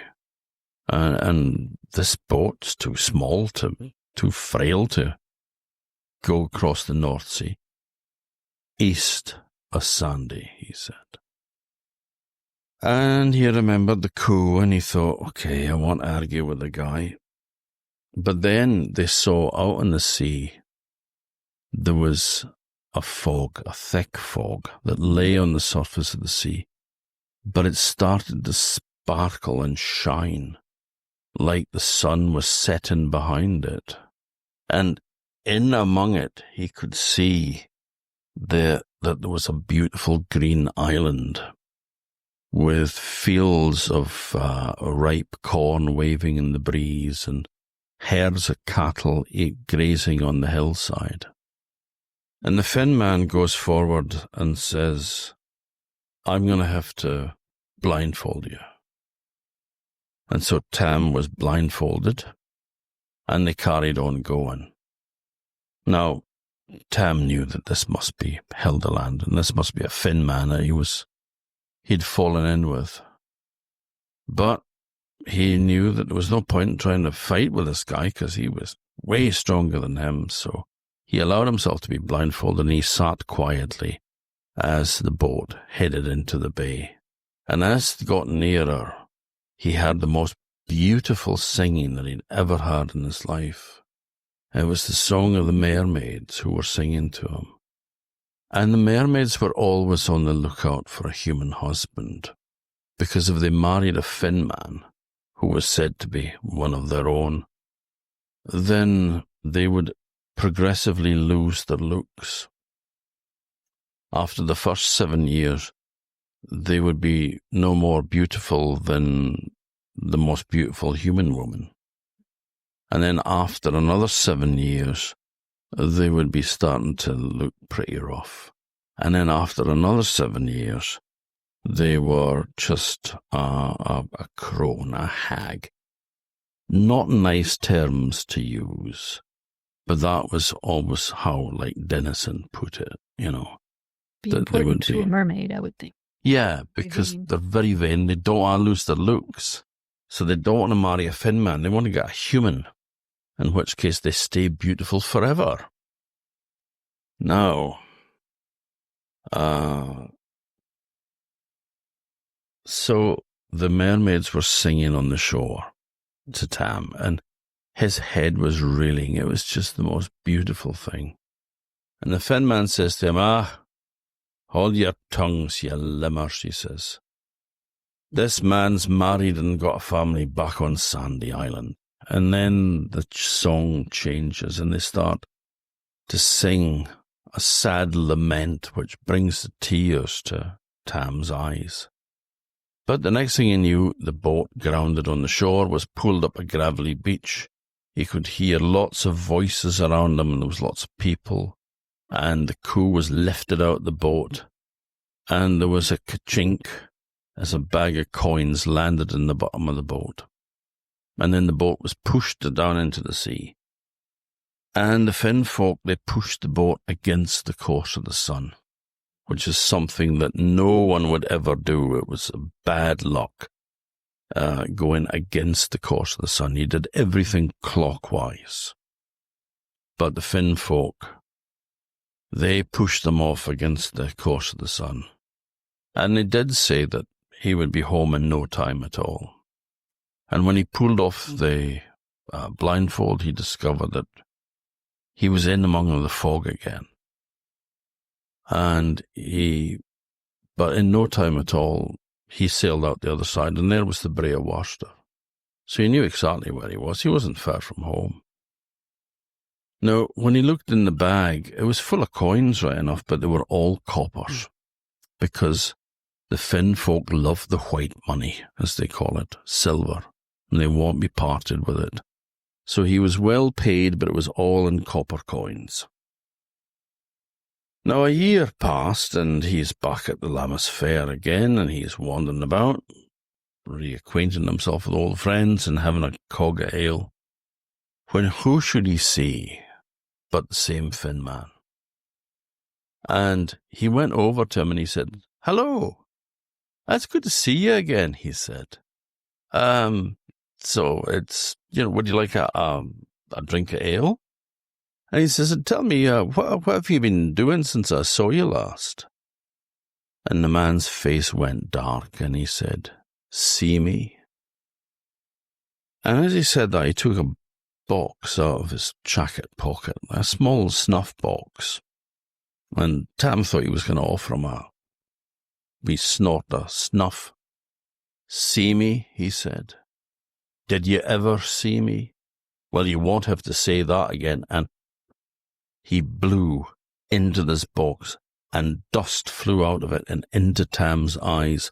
And after that moment, he never saw another thing. Tam. And they always say that you should be careful when dealing with people that you don't know, because there's many a foul heart can lurk beneath a fair face. So that was Tam's encounter with the Finn folk. There are other Finn folk stories too. Oh, yeah, there are. Can't tell them all. No. But that brings up mermaids too. We were just talking about the mermaids. Yeah, and I mean, it's there's a lovely description here. If I can find the page. Bear with me.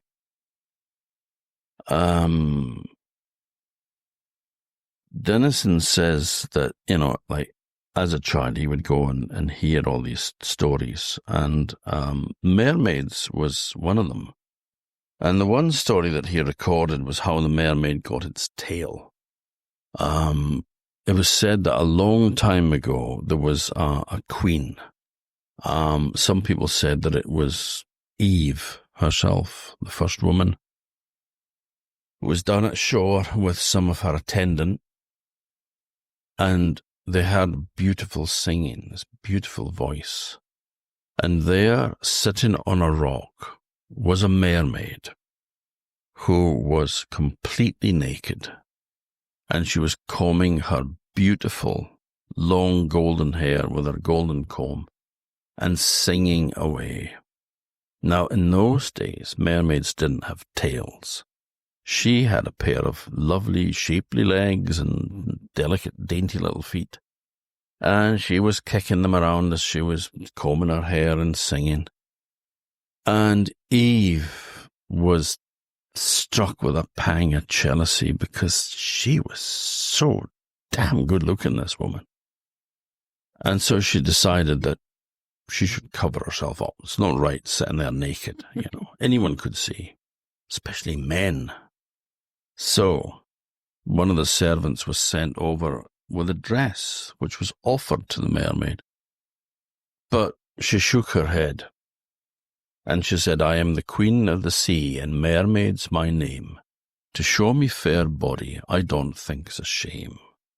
No clothes file my skin, no dress will I wear, but the bra tates o' me bonny hair."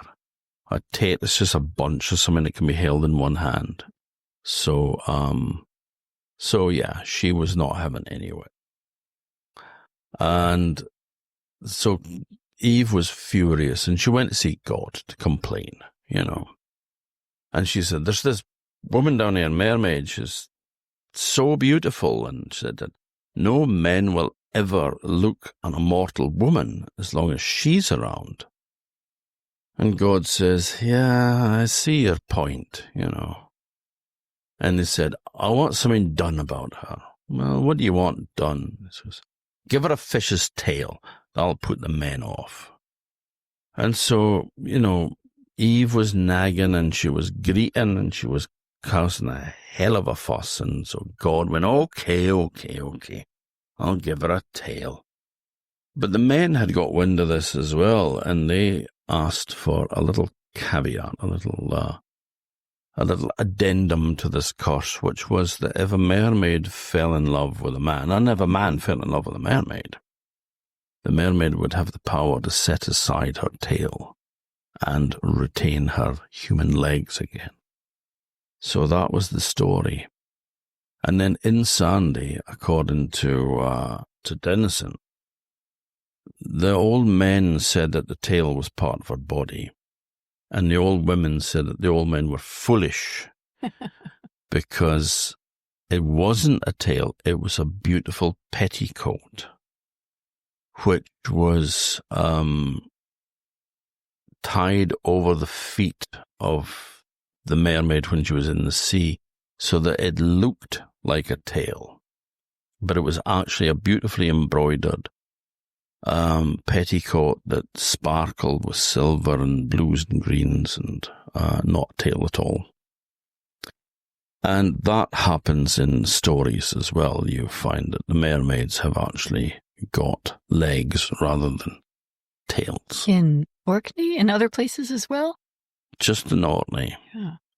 Because there was a confusion as well between Selkie folk and mermaids. And that happens in places where I always felt that Selkie stories, if they didn't originate in Orkney, this was a strong bastion of Selkie stories.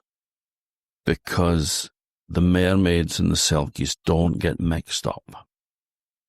Now, there is a story from Breckeness, just outside Stromness here. Well, it's in Stromness Parish, where a mermaid is sitting on the shore singing and combing her hair, and a man steals her tail, the skin of her tail, and she can't go back to the sea without it. But it's the usual Selkie story. Yeah, she is told where the tail is the skin is by one of her children, and she gets it back and goes back to the sea, and she comes ashore and combs the children's hair. But every time the man is sort of lurking about, she's got her eyes on him because she's not going to be fooled again. Yeah. But I don't know where that story comes from. It was recorded in a Pieces almanac, and I mean, it could have been kind of made up by anyone. But the thing is, according to Dennison, he said that he's heard so many of these stories, and yet he says that when treating with these imaginary beings, it will be found that my account of them differs from descriptions of the mermaid, which has often appeared. Carl Blind, in The Contemporary for September 1881, speaks of the mermaid as assuming the form and wearing the skins of seals. Now, this view would have been regarded as utterly heterodox by the old Orkney peasantry, whom I knew 40 years ago. To them, the idea of a mermaid wearing a sealskin would have seemed as ridiculous as if some blundering newspaper should state that, yesterday, Her Majesty the Queen held a drawing-room dressed in a coat of chain armour. So, he says, in the same article, a Shetland correspondence of the author is quoted, who says, such an idea as a mermaid I have never heard of till I saw it in some English work of fiction.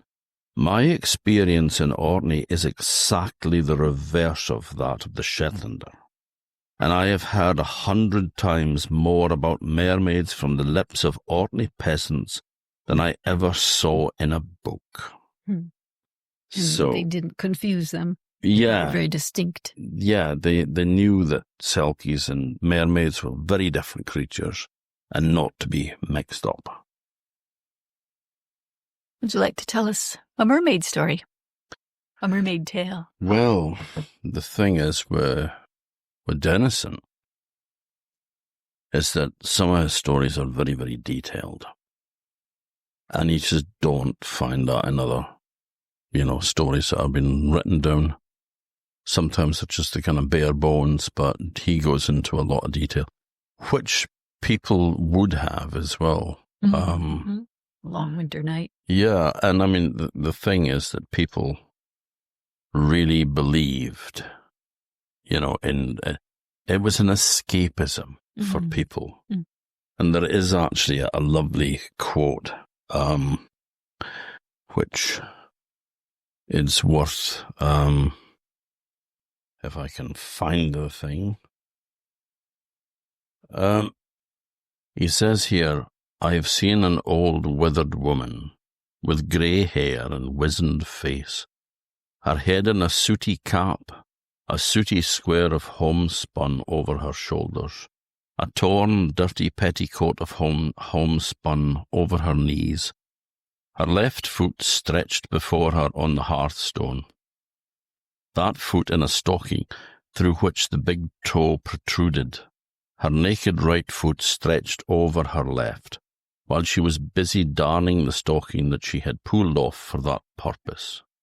While, in the midst of her poverty and squalor, she was painting in the most glowing colours to a group of youngsters the unequalled charm of the mermaid. The old woman seemed wholly absorbed by the beauty of the being that she described. Her hands dropped on her knees, her eyes glowed with the enthusiasm imparted by her description, and from the manner in which she emphasized her laudatory words, you could not for a moment but believe that she had seen with her own eyes the charming creature she described, while we youngsters, with eyes wide open and gaping mouths, sat around her spellbound, believing every word she said. So it's a form of, when you're living in poverty, you kind of need an escape route. Yeah. These days, people fill that void with alcohol or drugs. In those days, that old woman wouldn't have been able to afford any alcohol. And certainly heroin would not have been available in Sanday. So they escape into the beautiful fantasy world of the mermaid, or, whatever creature they were talking about. And it was important to them. Have something beautiful in their lives. And that's where the detail comes in. So I'll tell you this story for Sanday, which Dennison recorded, and it does kind of show the detail with which he goes into. Now, Arthur Deerness was a very handsome, very strong and athletic young man. When it came to throwing the hammer or putting the stone, he was better than any of the rest. And many a lass that cast an eye on him made her heart flutter when she saw how handsome he was. He set many a heart fluttering, but his heart only fluttered for Clara Pace, who lived in North Scale, and she was his sweetheart, and they were engaged to be married at Martinmas at the start of November. Now, one day he was down at the shore at Hammernes. He was gathering limpets for bait for his fishing hooks. And he was going around with a bucket, which would have had the limpets in it. It would have been covered with a bit of seaweed, because it was bad luck to look on your bait directly. And he had a little pick in his hand that he was using for knocking the limpets off the rocks. and he saw a stone that was overhanging the jutting out over the sea. And on the underside of it, there was great, big, huge, fat limpets. They called them spickos in the old Orkney dialect. So he lay on his belly on this rock with part of his chest and his arms and head sticking over the side, and he was just reaching down to start to knock off these limpets from the rocks when suddenly he heard music, the sound of singing, the likes of which he had never heard before. It rose, it seemed, from the depths of the sea, and it was so beautiful that it was intoxicating. His head spun with it. And then as he looked into the sea, he could see far below him a face rising up from the depths. And he saw the pair of the most sparkling blue eyes he had ever seen in his life. The music got louder, his head spun even more, and a pair of milk-white arms broke the surface of the sea and wrapped around Arthur's neck and pulled him forward into the sea. He entered it with a splash, and then the light went from his eyes, and he knew no more. When he woke up again, he discovered that he was lying in the bow of a boat. And in the stern, there was the most beautiful mermaid he had ever seen in his life. And she had long golden hair and piercing blue eyes, the colour of the ocean.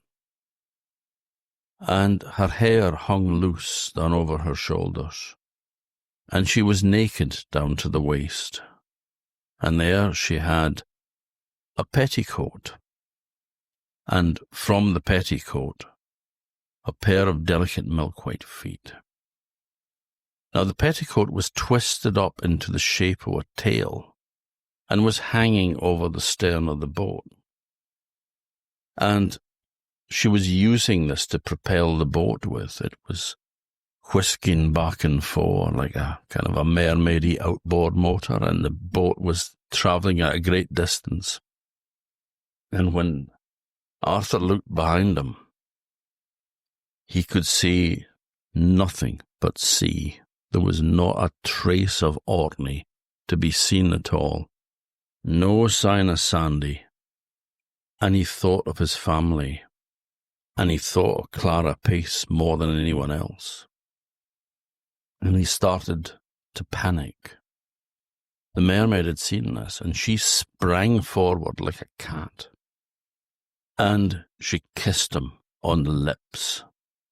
And when she did that, she breathed into his mouth, and her breath went down his throat like warm honey, and he forgot everything about Clara Pace, about his family, and about Sanday.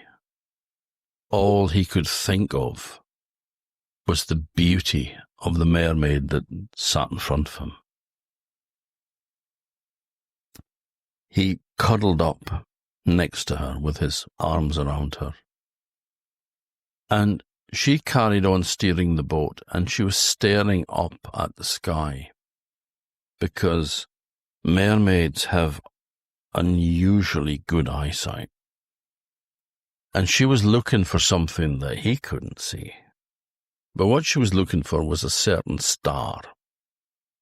And when she got the boat directly beneath that star, she said, "Sea, sea, open to me, open the door to Auga."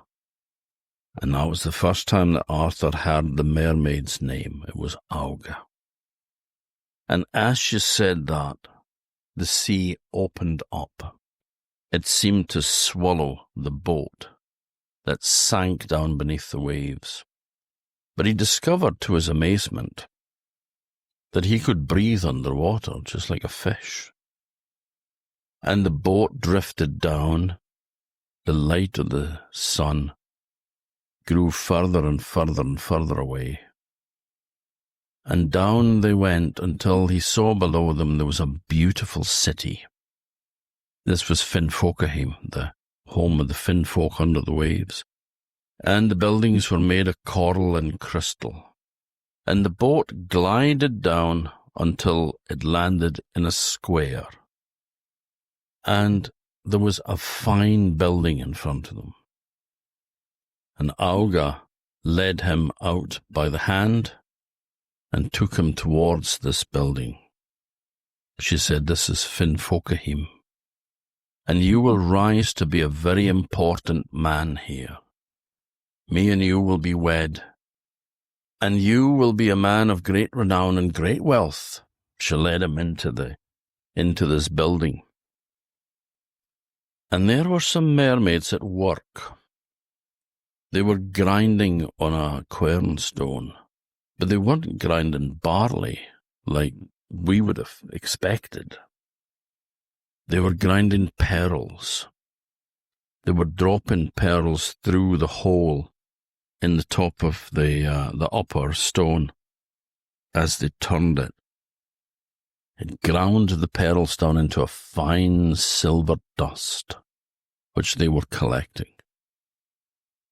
Now Arthur was led into this beautiful room called the Silver Chamber, and he was told to wait there. Auga would return soon. So he sat and he looked around, and he thought that this was the most amazing and beautiful place he'd ever seen in his life. It made the lairds who spak home in Sanday look pathetic, shabby, pitiful. And as he waited, the door opened and in came Auga in a beautiful golden dress that she looked like the sun. And around her neck, let's wait for the clock to go. Around her neck, there was a string of pearls, and each one the size of a cockle shell. She didn't wear any diamonds because no diamonds could have outshone her eyes. And if he was in love with her before, he felt 10 times more attracted to her now. She was so beautiful. She went over to a great chest and opened it, and she took out a robe, and the mermaids that were with her as her attendants put this robe on Arthur. And then they sat him down, and they took off his stockings, his knitted knee-length socks. Took those off, and his rivlins, his simple shoes, and they anointed his feet with a sticky ointment. And then they sprinkled the pearl dust over them so that his feet shone silver, like moonbeams on frozen snow. And he was told that they were to be married, and they were to be led into the great hall where the Finnfolk were gathered to welcome him. But everyone had to go into that hall barefoot. So he followed Auga, and they opened the door into the feasting hall of the Finnfolk. And there was a great array of people at tables, and when he came in, they all shouted, "Hurrah!" Auga led him up to the head table and sat him down next to her. And all the mermaids came up and kissed his feet, because the mermaids like the taste of human flesh. But Auga would never let them kiss him on the lips. That was her domain only, and she was jealous. Now an old Finn man came in front of them. He had a long white beard that hung down to his waist, and a huge meal had been prepared for them. They were given plates of whale meat, stewed in oil or boiled. There was seal meat and otter meat as well. There was soup made from whale and seal meat and thickened with a roe of cods. And there was no vegetables or bread, but they did have seaweed that had been stewed in seal fat as well. And that was the only form of vegetables that there was. And, of course, there was a whole array of fish. Well, Arthur had been eating all of this and enjoying the soup. And the old Finn man says, "We have a special meal prepared for you, though. A roasted emmer goose." Now, an emmer goose was the old name here for a great northern diver. And he brought up a dish of roasted emmer goose. And he took a knife and he cut it lengthwise down the middle.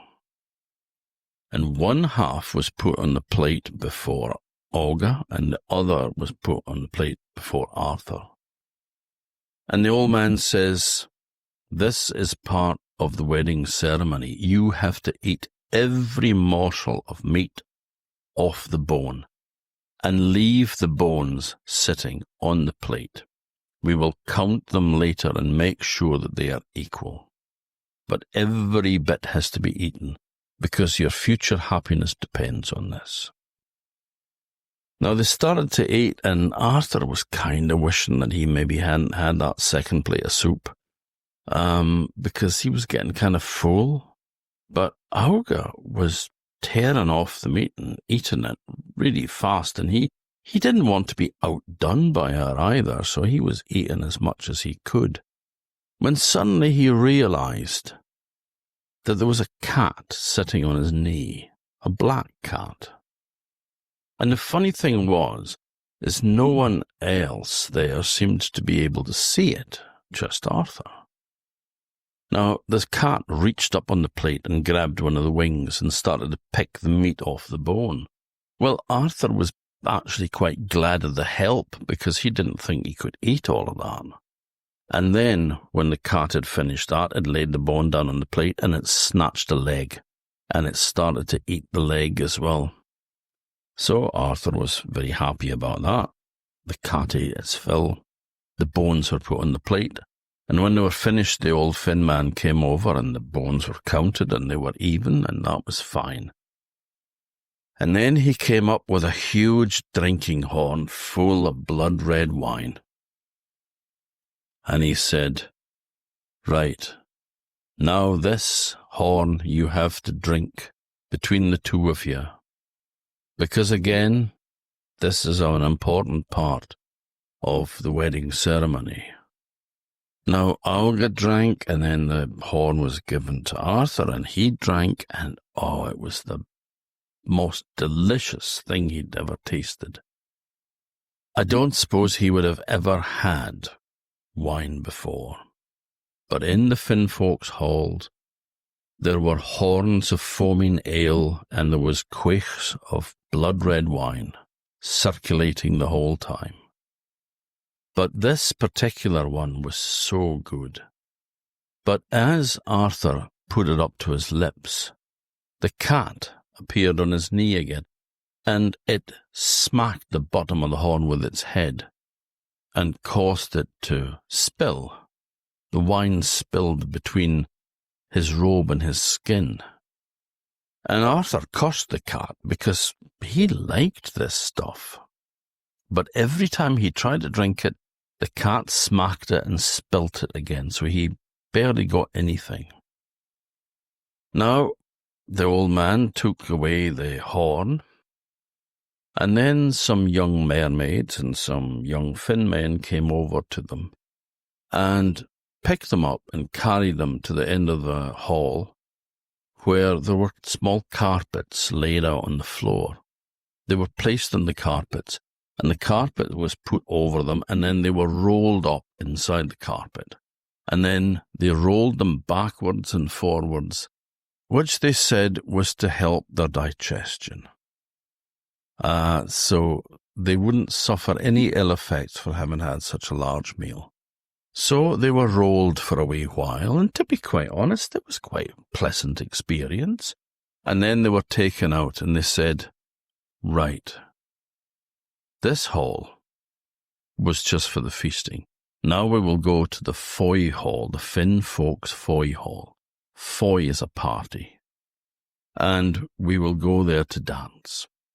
So they got up. Well, the hall that they had been in was beautiful. It was made of crystal, and it sparkled and shone all the colours from under the sea. But when they went into the Finn folks' foy hall, the beauty of it made Arthur gasp, because there was curtains that hung down the sides of the room. But they were not just ordinary curtains.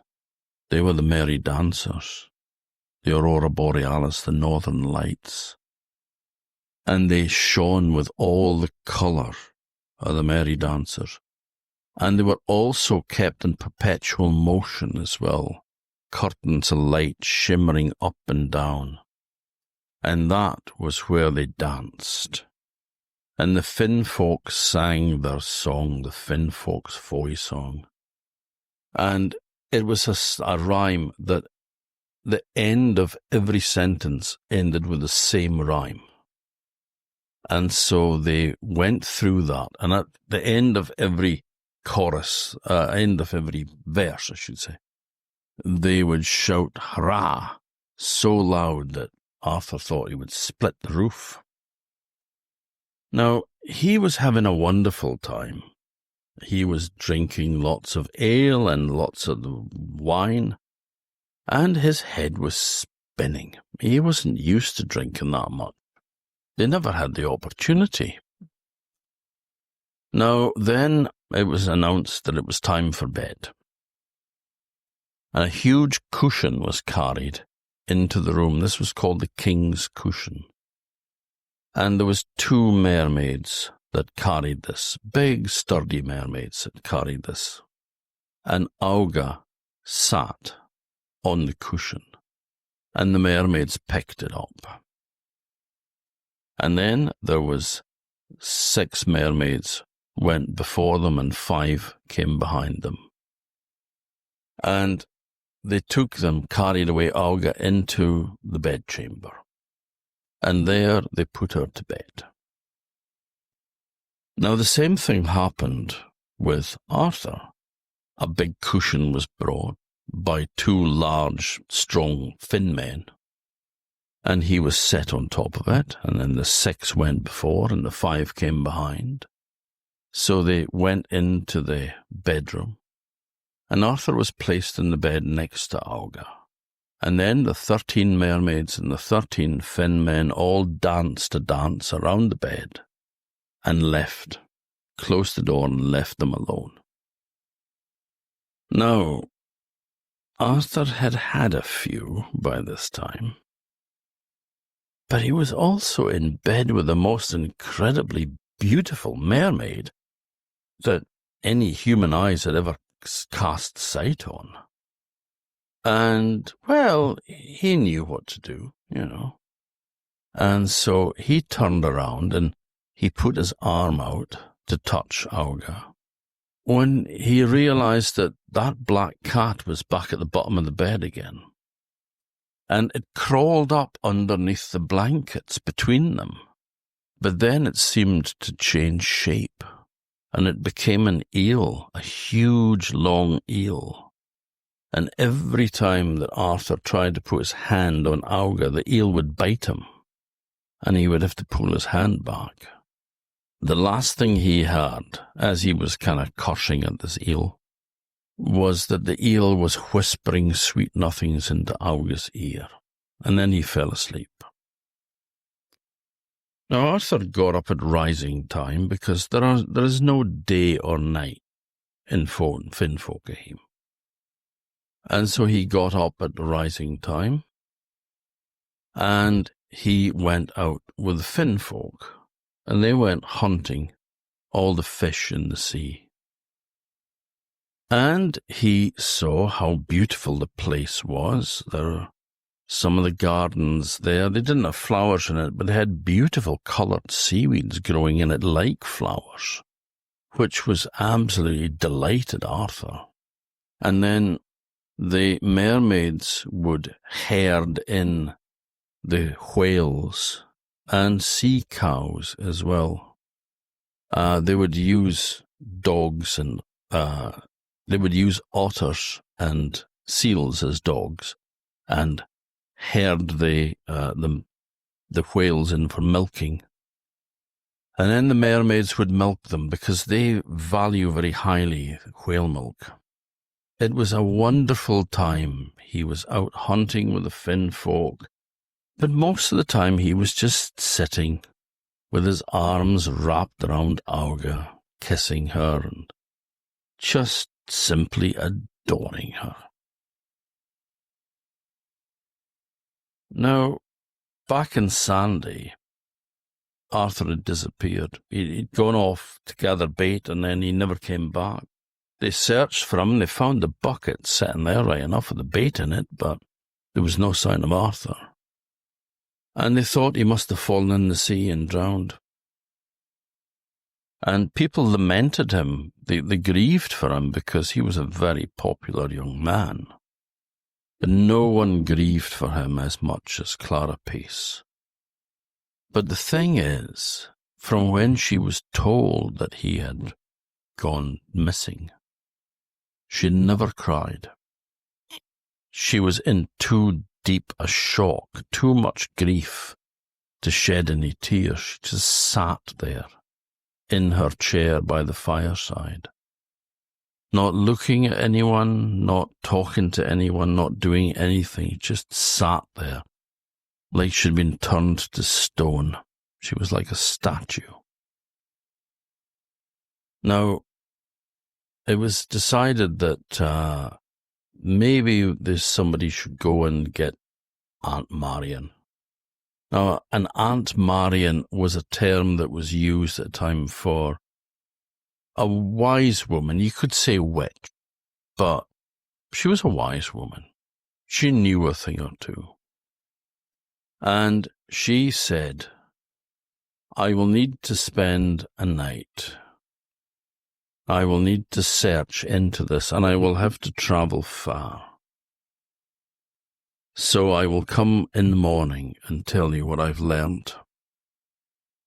And in the morning she came out, and she was exhausted. It was like she'd been working hard all night.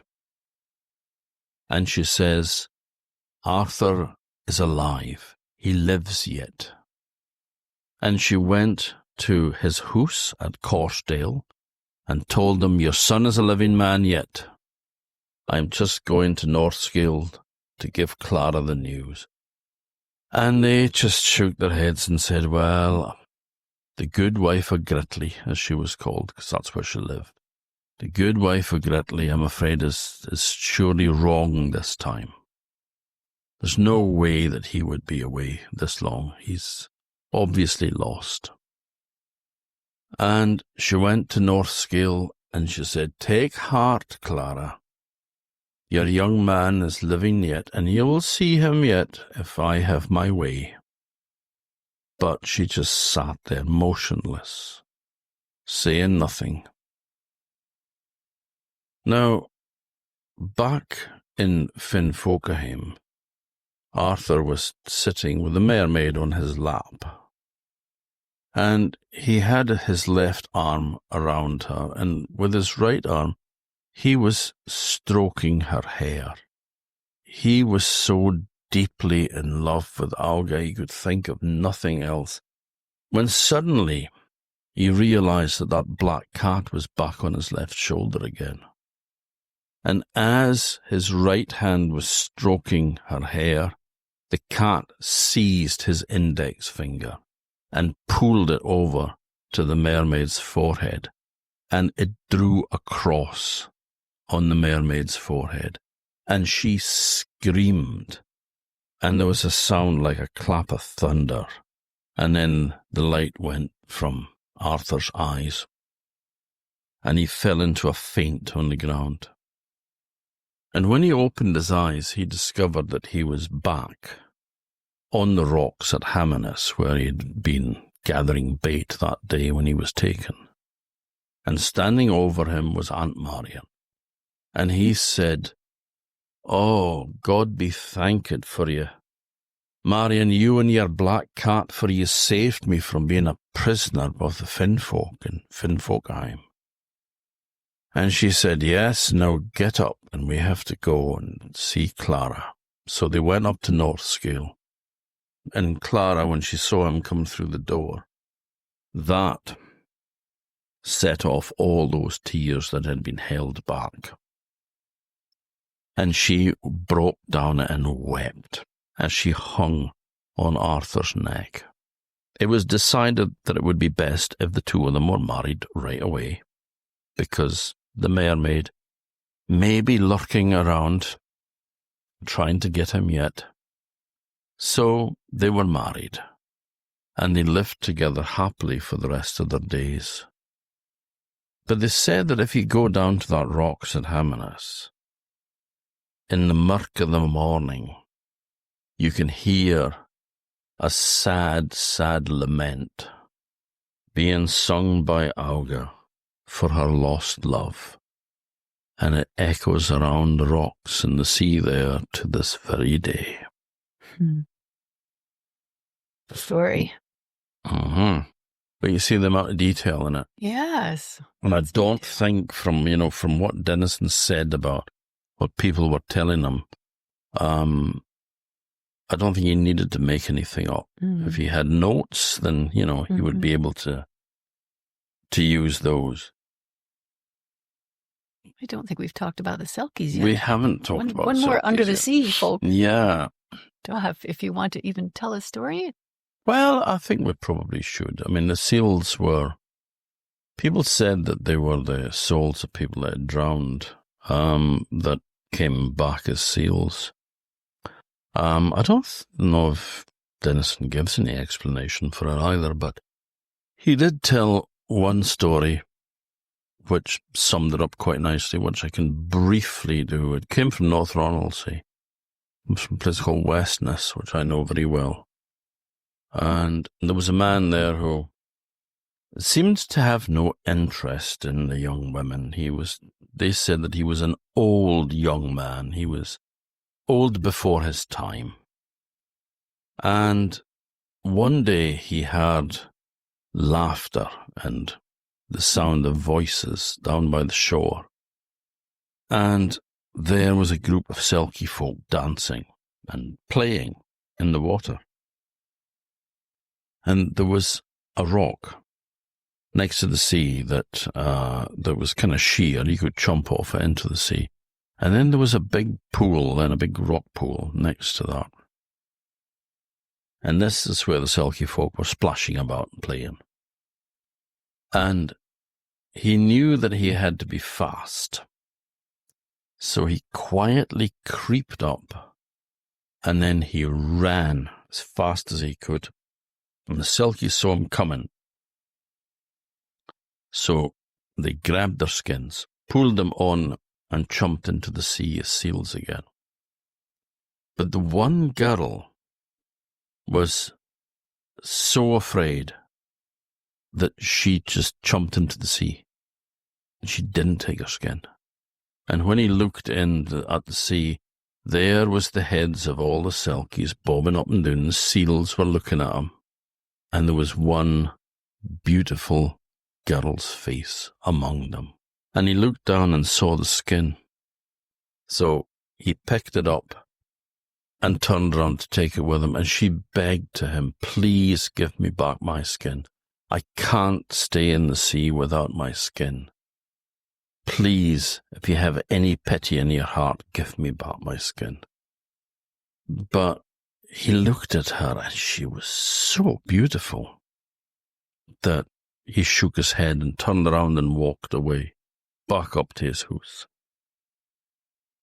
And then he heard the sound of sobbing coming behind him, a woman crying, and he turned around, and there she was. And she again begged him to return the skin to her, but he said, no, I want you to marry me and stay here with me. And so she had no option but to do that. And the man hid the skin, and they were married, and they had 7 bairns. They had 4 sons and 3 daughters. Now, she seemed happy enough. She laughed, and she seemed to be okay, but there was always a sorrow with her. There was always that longing to be back at the sea again. Now, one day the man had gone fishing with 3 eldest boys, and the youngest boy and the girls had been sent to the shore to gather bait for the fish hooks. But the youngest child, a wee girl, was left at the house because she'd cut her foot, and it had gone septic and it was sore. So she was sitting on a chair with her foot up on a creepy, on a wee stool. And the Selkie woman was going around the house, and she was obviously searching for something. And the wee girl said, Mum, what are you searching for? And she says, oh, don't tell, she says, but I'm looking for a bonny skin to make a pair of rivlins to help cure your foot. Rivlins, just like shoes like moccasins made of untanned skin. And the wee girl smiles and says, well, maybe I know where there's a bonny skin. And the Selkie woman froze and said, where? And she said, well, one day I was lying in the bed and Dad thought I was sleeping, and I saw him take a bonny skin down from the head of the wall, just above the bed. This is the Eisensteins, as they were called. It was the wall head that the roof rested on, and that it leaves a little space. And she ran over and she reached up behind the back of the bed, and sure enough, there was a familiar feeling. And she took down the skin, and she said to the wee girl, thank you, she says, Pity Buddo, and farewell to thee.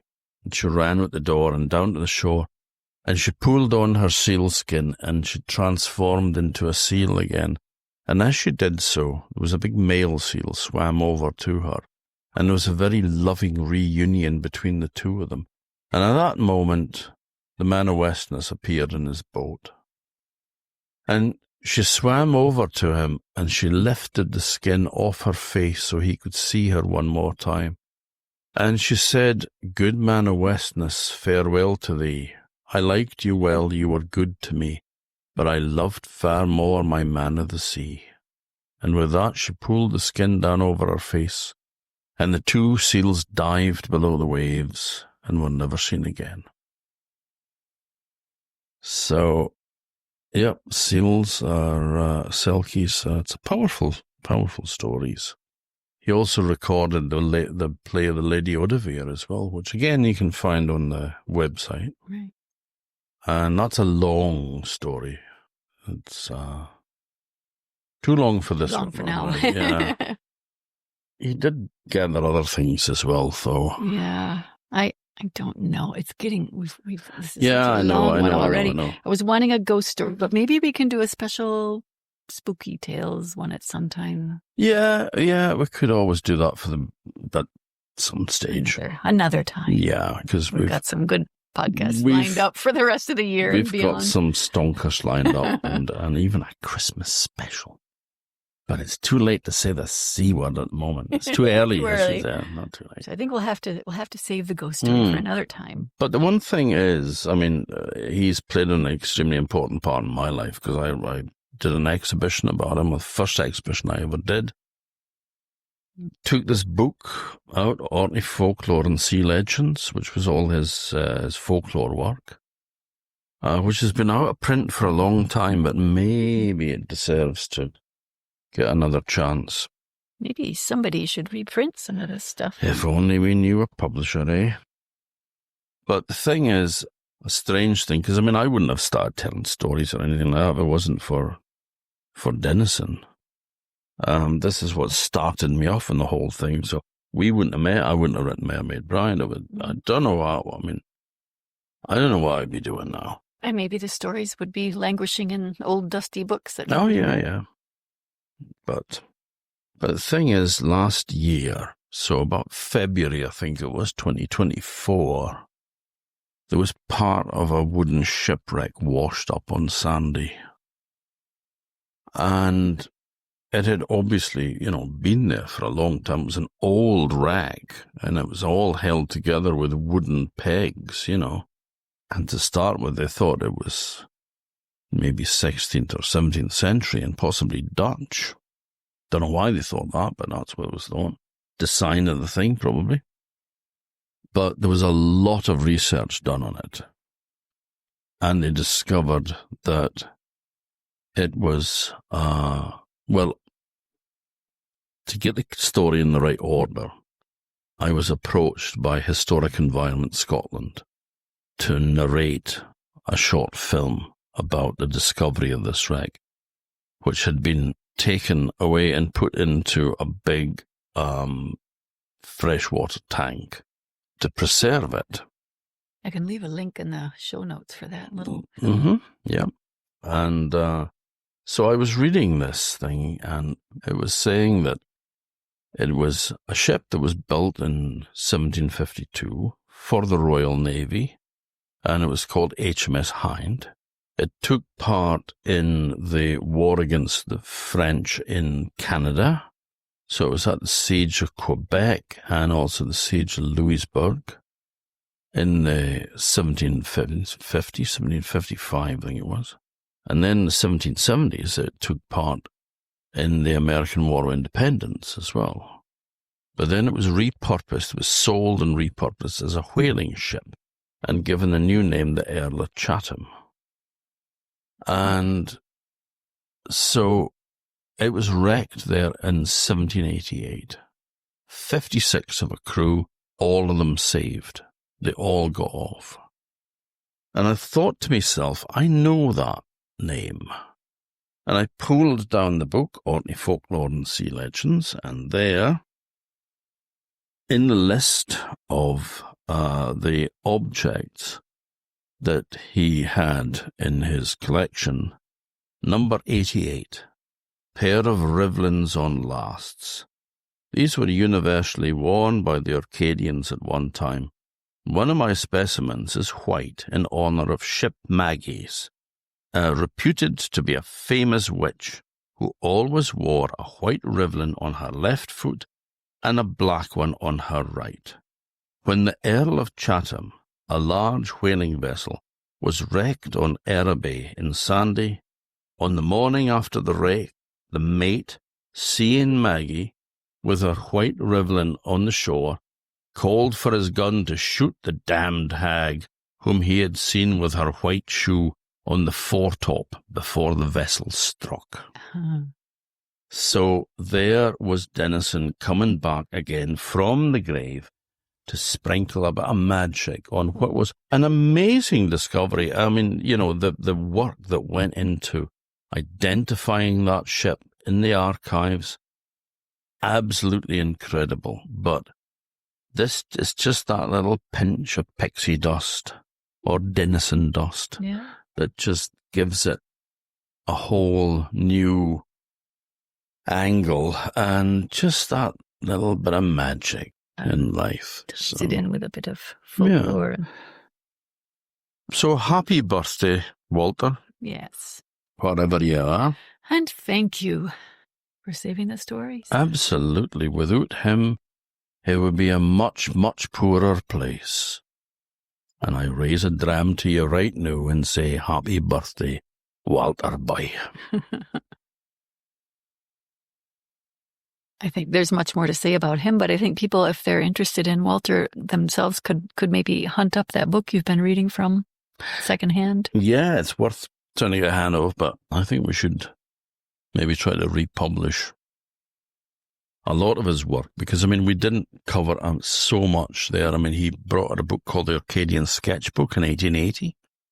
He brought out a little book of a couple of poems in 1872 the lives and loves of Lady Sarah and Petty Torrals Trevelya. Oh. And that was the first time that Orkney dialect had ever been written down and published. Petty Torrals Trevelya. About a guy that's on the roof with his girlfriend who's looking down through the smoke hole to see if the parents have gone to bed, and he falls in and knocks the pot over on the fire, and there's a big cloud of ash and all goes up in the air, and then he stands up with the pot on his head and the two of the legs of the three legs sticking up that looked like the devil's head. But he was also in the Orkneyan sketchbook. It was mostly written in Orkney dialect. And it's the first collection of Orkney words in the back of it as well. So, I mean, he was quite a pioneer. And there are lots of other things. There's lots of really obscure things as well. Like the Rose of St. Mans, which was a little poem that was supposed to be, well known in Orkney at one time, about a rose with no thorns that sprang from the blood of St. Magnus when he was killed on Egglesey. So there's lots of little tidbits like that. That's just, that's you said great stuff. He wrote about the Armada traditions and weddings and funeral customs, and birth customs. In fact, we have 2 podcast episodes, part 1 and part 2, about wedding and funeral and birth customs. What'd you call it?